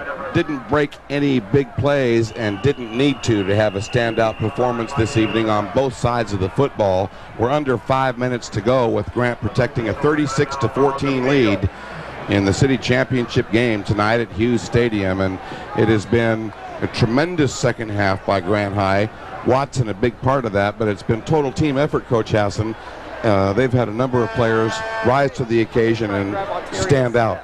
Well, absolutely, and you got to give credit, a lot of credit, that the fact that they have, the Grant defense has shut out Jesuit's outstanding offense here in the second half. And it does take an all-around team effort, whether it be offense, defense, and special teams. And you see that we had an early big special teams play by Grant. You see defense stepped up in the second half. And now the offense just produced another first down, which is just going to take time off the clock here, guys. Well, right now, Grant has the clock control with 4:59 in their hands. All they have to do is run the football. First down and 10 for the Pacers.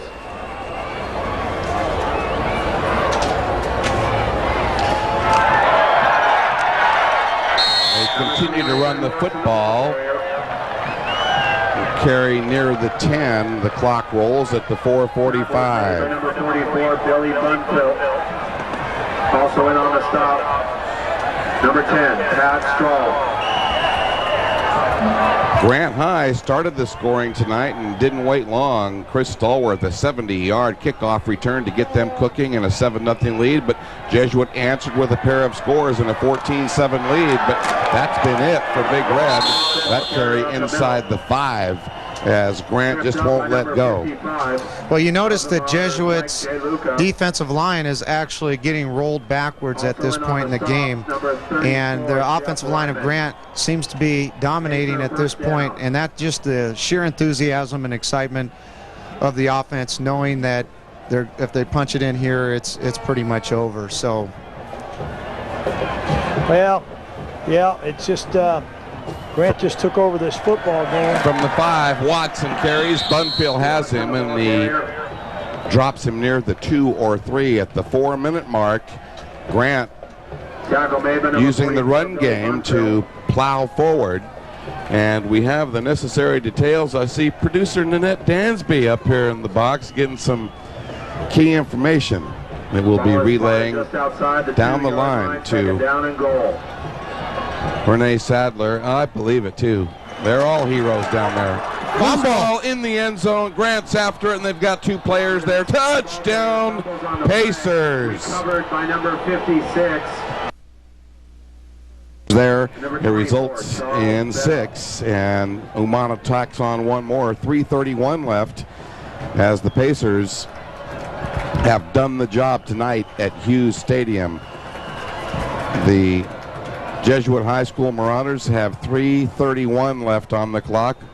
Let's see what they've got left in the offensive tank. Here's Bell up the field, tries to pick his way and dances to the outside and makes the 25 or 6. Bell returns the kick. And Zeph Payne has part of the stop for Grant High. So that's where the Marauders will go to work, and the work is cut out with just 3:23 left.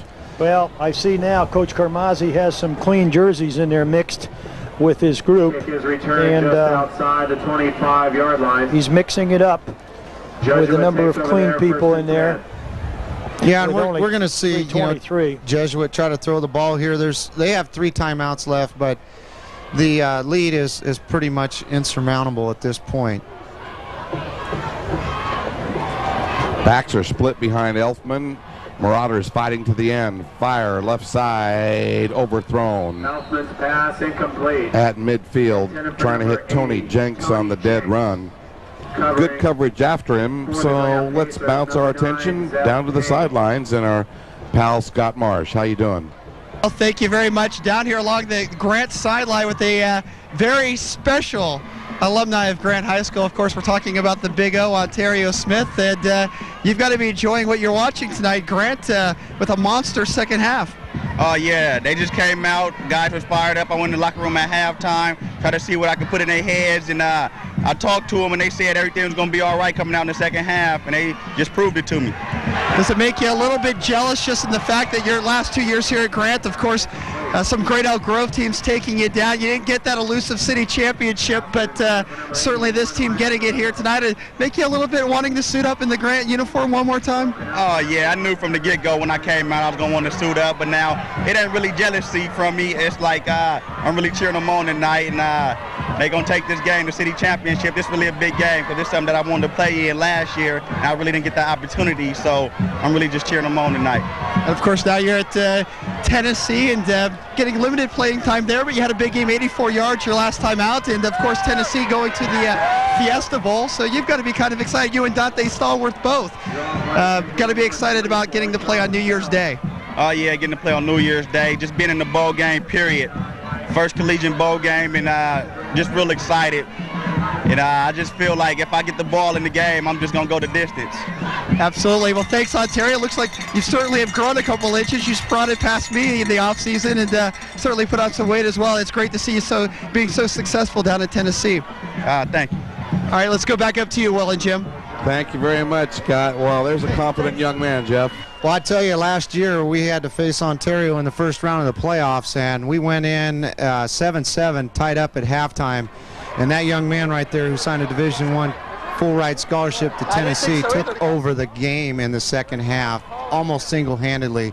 We had 2 or 3 hats to the football, and he just kept his legs going and scored. Well, one of the true champions that we've covered. It's great to see him, and it's great to know he's doing great as we see the excellent Jared Siegel with an effective punt that's downed at the Grant 35. We're in the last 2:16 from Hughes Stadium, and this championship game that was so close for a half and better than that suddenly has gotten out of control. Grant High playing tremendous football on top 43-14 over top-ranked Jesuit High School as the Marauders have to punt, and Grant's got their mitts on the football. And as I understand it, the ballots were collected, the votes were in, and I think we have designated our respective players of the game. And indeed, from Grant High School, number 1, numero uno, Paris Warren, a big night receiving and a big night on defense and a back-breaking TD late in the game and throughout the contest tonight, showing off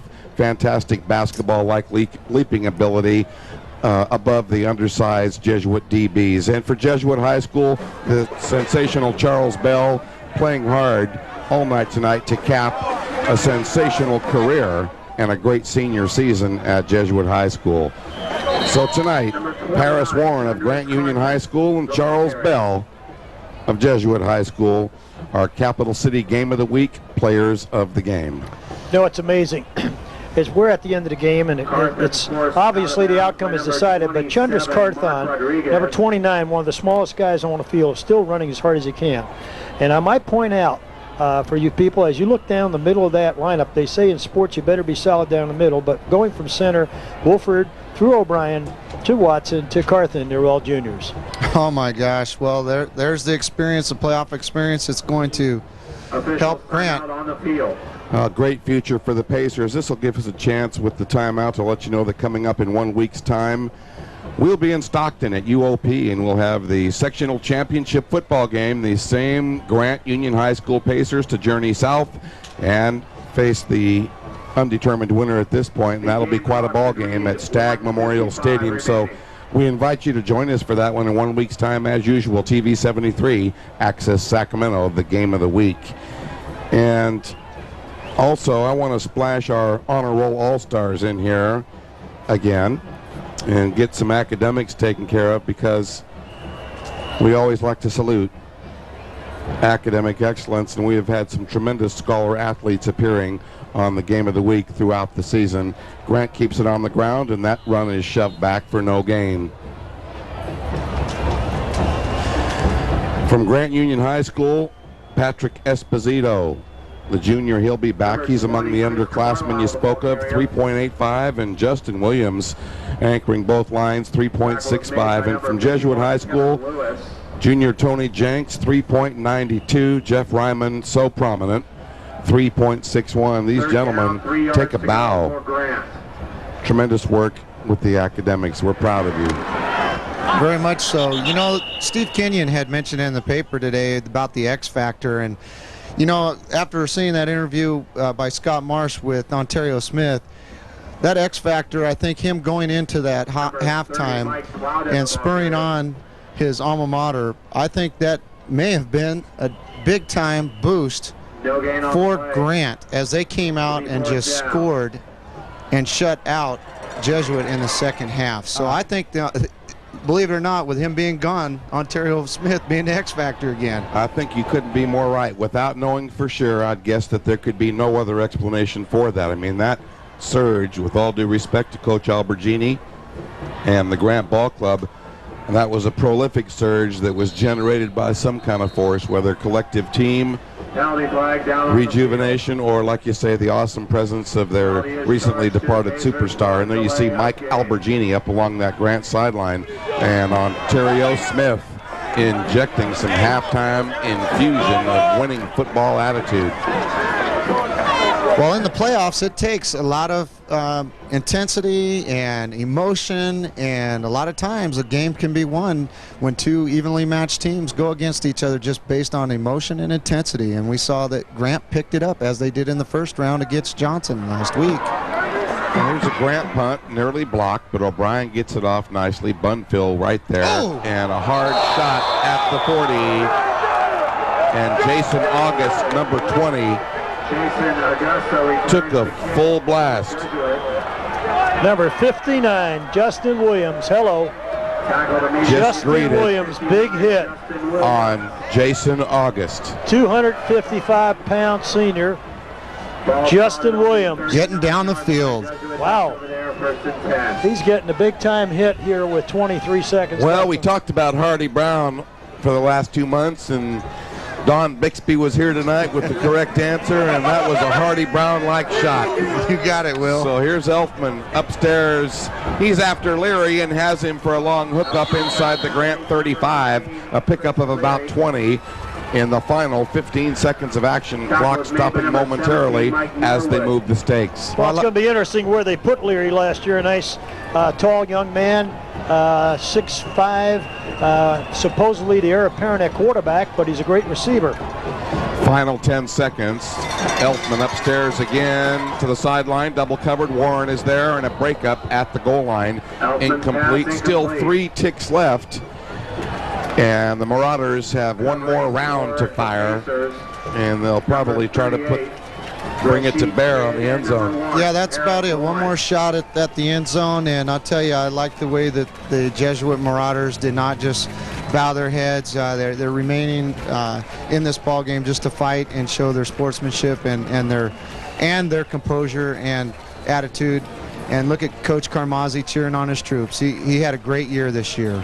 Oh, yeah. I'll tell you what, he's been to the city championship the last 2 years, and it just seems that here in the 90s, the teams that keep coming back are the NUs, the Grants. Final play, Warren and of course has the breakup in the end zone, and this one's over. I think the South is a little kind of sick and tired of seeing either a Grant or a Jesuit or an Elk Grove or a Nevada Union appear down there. Well, they've been representing very well the north section, and does anyone know in the last time that South has won? Well, approximately 10 years. It's either been 89 or 90, right around 10 years. Well, knowing Will, he probably has that information. While you guys look, I want to attract attention to the good sportsmanship and the fan celebration as the Grant crowd pours out onto the field. We go back how far, Jim? 9 years ago, 1990, when Merced beat Nevada Union.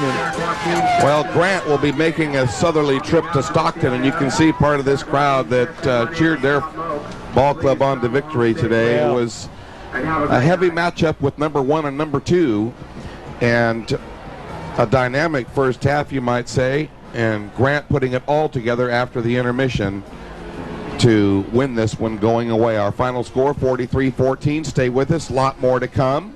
We'll be coming back with our player of the game interviews. Scott Marsh will be down on the field with winning coach Mike Albergini, and a little of this and a little of that. So stick around. Our final score tonight, 43-14. Grant wins it. We'll be right back.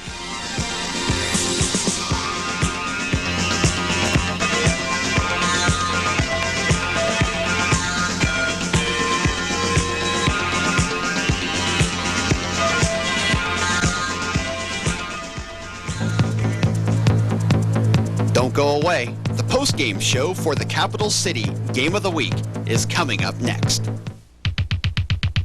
This edition of the Capital City Game of the Week is being brought to you by JR's Texas Barbecue. It's the taste of authentic Texas barbecue right here in Sacramento. Athletics Unlimited, where every day is game day, dedicated to supporting education and student athletics. And by Dimple Records, new and used CDs, cassettes, movies, games, and gifts. The insanity begins here. And by the Air Force ROTC program. Call Lieutenant Richards for more information. Access Sacramento and Play-by-Play Sports would like to thank these businesses for helping to cover some of the production costs for the Capital City Game of the Week. Johnson West Campus, winner of the 1999 Gold Medal for Academic Excellence. West Campus is a college preparatory high school with a rich tradition of academic and athletic achievement, where students experience education as it should be. Change. It's coming faster. Only those with high-tech skills will excel. I'm getting those skills now in the Air Force. It's given me powerful tools. With Air Force skills, I can keep up with tomorrow's changes, and so can you. To find out about Air Force ROTC at Sacramento State, call Lieutenant Cassandra Richards at 278-7315.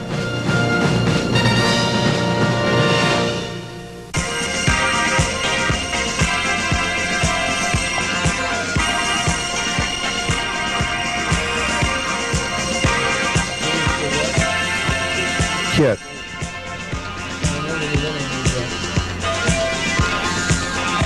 Welcome back to Hughes Stadium. This is the caboose portion of the city championship game. Grant High School in grand fashion has a big second half and stops top-ranked Jesuit by a score of 43-14. We're in our post-game show, and our Scott Marsh is down on the field, and he has our players of the game from Grand High, Paris Warren, and from Jesuit High School, Charles Bell. How you doing, Scott? All right, Will, thank you very much. Down here on the field with our players of the game tonight for Jesuit, Charles Bell, and for Grant High School tonight, Paris Warren. First, let's talk with you, Charles. Obviously, disappointed. You guys came out, and Grant got that early kickoff return, gave him a lot of momentum, but then you guys took the momentum, got the lead 14-7, went into the halftime locker room, and then it just seems like Grant came out a completely different team in the second half. Yeah, you got to give it to Grant. Usually, they got up on us like Elk Grove did last year, but we kept our composure, came back at the lead, went to halftime. Usually a second half team, they came out ready to play and took it from us, and can't take anything away from them. It seemed like they just came out and said, we're going to play our game, we're going to go after, we're going to attack them deep down the field, and that's exactly what happened with guys like Paris Warren running deep. Your secondary really had a hard time tonight trying to contain them. Yes, we did. We had planned on trying to get our line there a little bit quicker, our linebackers there to rush the quarterback, but they great athletes, great routes, they make big plays, and you just got to try to bounce back from them.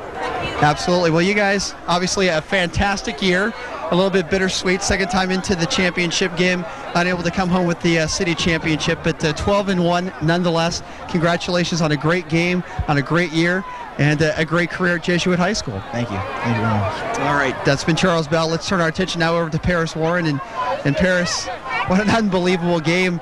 Talk about the halftime locker room chat a little bit, because you guys kind of came out two different teams. I mean, other than that early initial series where you got the touchdown, it seemed like Jesuit controlled the first half for the most part, but the second half, it was all Grant Pacers. Well, coming in, when we went to halftime, Al took us in there, gave us a little hard speech, so everybody took that mentally and just came out of the second half and just took all our anger out on them. Specifically, it seems like you almost carried the team single-handedly on your back in that second half. It seemed like your coach just said, we're going to take it up top, we're going to throw a lot of bombs, and we're going to see the best athletes and who's going to come up with the grabs, and more often than not, that was you. It seemed like you guys really knew that you had an advantage against the secondary, and it seemed like you made a concerted effort in that second half to take advantage of it. Well, I can't say it single-handedly. It was on me. If it wasn't for our offensive line holding their own, then the quarterback wouldn't have been able to release the ball. So. What about the hitting in this game tonight? I mean, this was a very intense, physical ball game, and it seemed like you guys really took it to them in terms of being very physical tonight. Well, we practiced hard all week. We was testing Charles Bell's speed outside, trying not to let him get outside. We already knew about his speed. Al told us to contain outside. Jeff Bryman, good fullback. We couldn't let him just overpower us, so we just practiced hard all week. What about the crowd tonight? Your crowd was in it from the get-go, obviously a big crowd for both sides, but it really seemed like, in particular, that the Grant crowd was a big factor tonight for you guys, keeping you motivated and really keeping you fired up. Yeah, the crowd kept us into it, because usually any other team would have bowed down to them, but our crowd kept us into it. That's great. Well, you guys faced a lot of adversity tonight, a couple of missed opportunities in the first half, but you made up for it in the second half, and you find yourself city champions, moving on to the section championship game 1 week from tonight. And certainly, we wish you good luck in that, and what a great performance tonight. You're our player of the game, and for your efforts, we have a special player of the game t-shirt for you. And again, we want to thank our sponsors, Athletics Unlimited, and Jeff Hassan, New York Life, for making that possible. And Paris, great game tonight. Thanks. All right, let's go back to you, Will and Jim.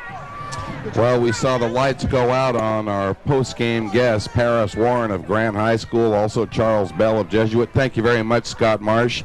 But that certainly does not diminish the illustrious victory that Grant High School notched tonight, gentlemen. First, Jeff, I know you were very impressed in that second half, and I fully agree with the assessment with Ontario Smith.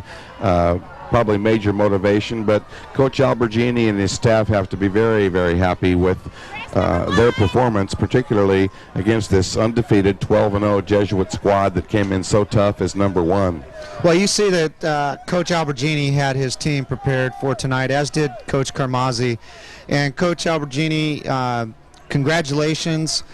Your teams are always prepared. You're very tough to play. You have that ability to motivate your squad and to bring them up to a second half tempo that allowed them to just dominate in the second half. So congratulations, Coach Albergini, and congratulations also to Coach Carmazzi on a wonderful season. It's tough, Jim, when the end of the line comes at 12-0, particularly in back-to-back seasons at the same house. And Jesuit with 24-2, the two losses being at the big house in the title game, the city championship game. It's hard to say keep your chin up, but certainly this has been one of the tremendous programs. In fact, we read a local news article out of the Bee, Joe Davidson doing a nice expose on that Jesuit program that was really lifted to some great heights after a slow start and perennial losing seasons. And the fact is, they've got a lot to be proud of, and it's been another banner season for Jesuit High School football. Well, it certainly has. You know, 2 back-to-back 12-0 seasons, Metro League champions back-to-back, and come here. And, you know, people always remember the last thing. But Coach Carmazzi and his staff have done a tremendous job, and I'm sure their program will continue to be successful as long as they're there. They have great support network, etc. To think that they could be shut out here in the second half and give up that many points, this is not a typical Jesuit outing, of course. But just think of how many teams never make it to the big show. A lot of them. And there's only 2 teams here tonight representing Sacramento. And the Pacers will go down to Stockton and well represent this area against the South's best, whether it's Grace Davis, whether it's Golden Valley, or whomever. And hats off to Coach Albergini. Tremendous job. His kids really rallied to the fore and finished as true champions, and certainly will represent our area down there. No question, Jim. Another reminder, stay with us. In a week, we'll be south of here in Stockton at Stagg Memorial Stadium. That's on the campus of University of the Pacific. That'll be the section championship game, the Sac Joaquin section Division I title game. Jim gave you the rundown on possible opponents, but from the Sacramento area, it'll be the Grant High Pacers heading south to play for the gold of the Sac Joaquin section on the D1 level. Tonight, in grand fashion, the high prancing Pacers walk home with a 43-14 victory in grand fashion. A big second half does the job, and Coach Mike Albergini and his ball club advance to the sectional finals. For the entire complement, Jim Domino, Scott Marsh, Jeff Hassan, Namdi LeBlanc in the truck, Kit Clemens, Nanette Dansby, Renee Sadler, the rest of the gang for the Capital City Game of the Week broadcast crew. It's been a real treat tonight. I'm Will James, and it's been a pleasure having you with us. Stay with us in 1 week. We'll be back for the sectional title game. Again, tonight's final score, Grant big, 43-14. The Capital City Game of the Week is a special sports presentation of Access Sacramento in association with Play-by-Play Sports Productions. So long, everyone.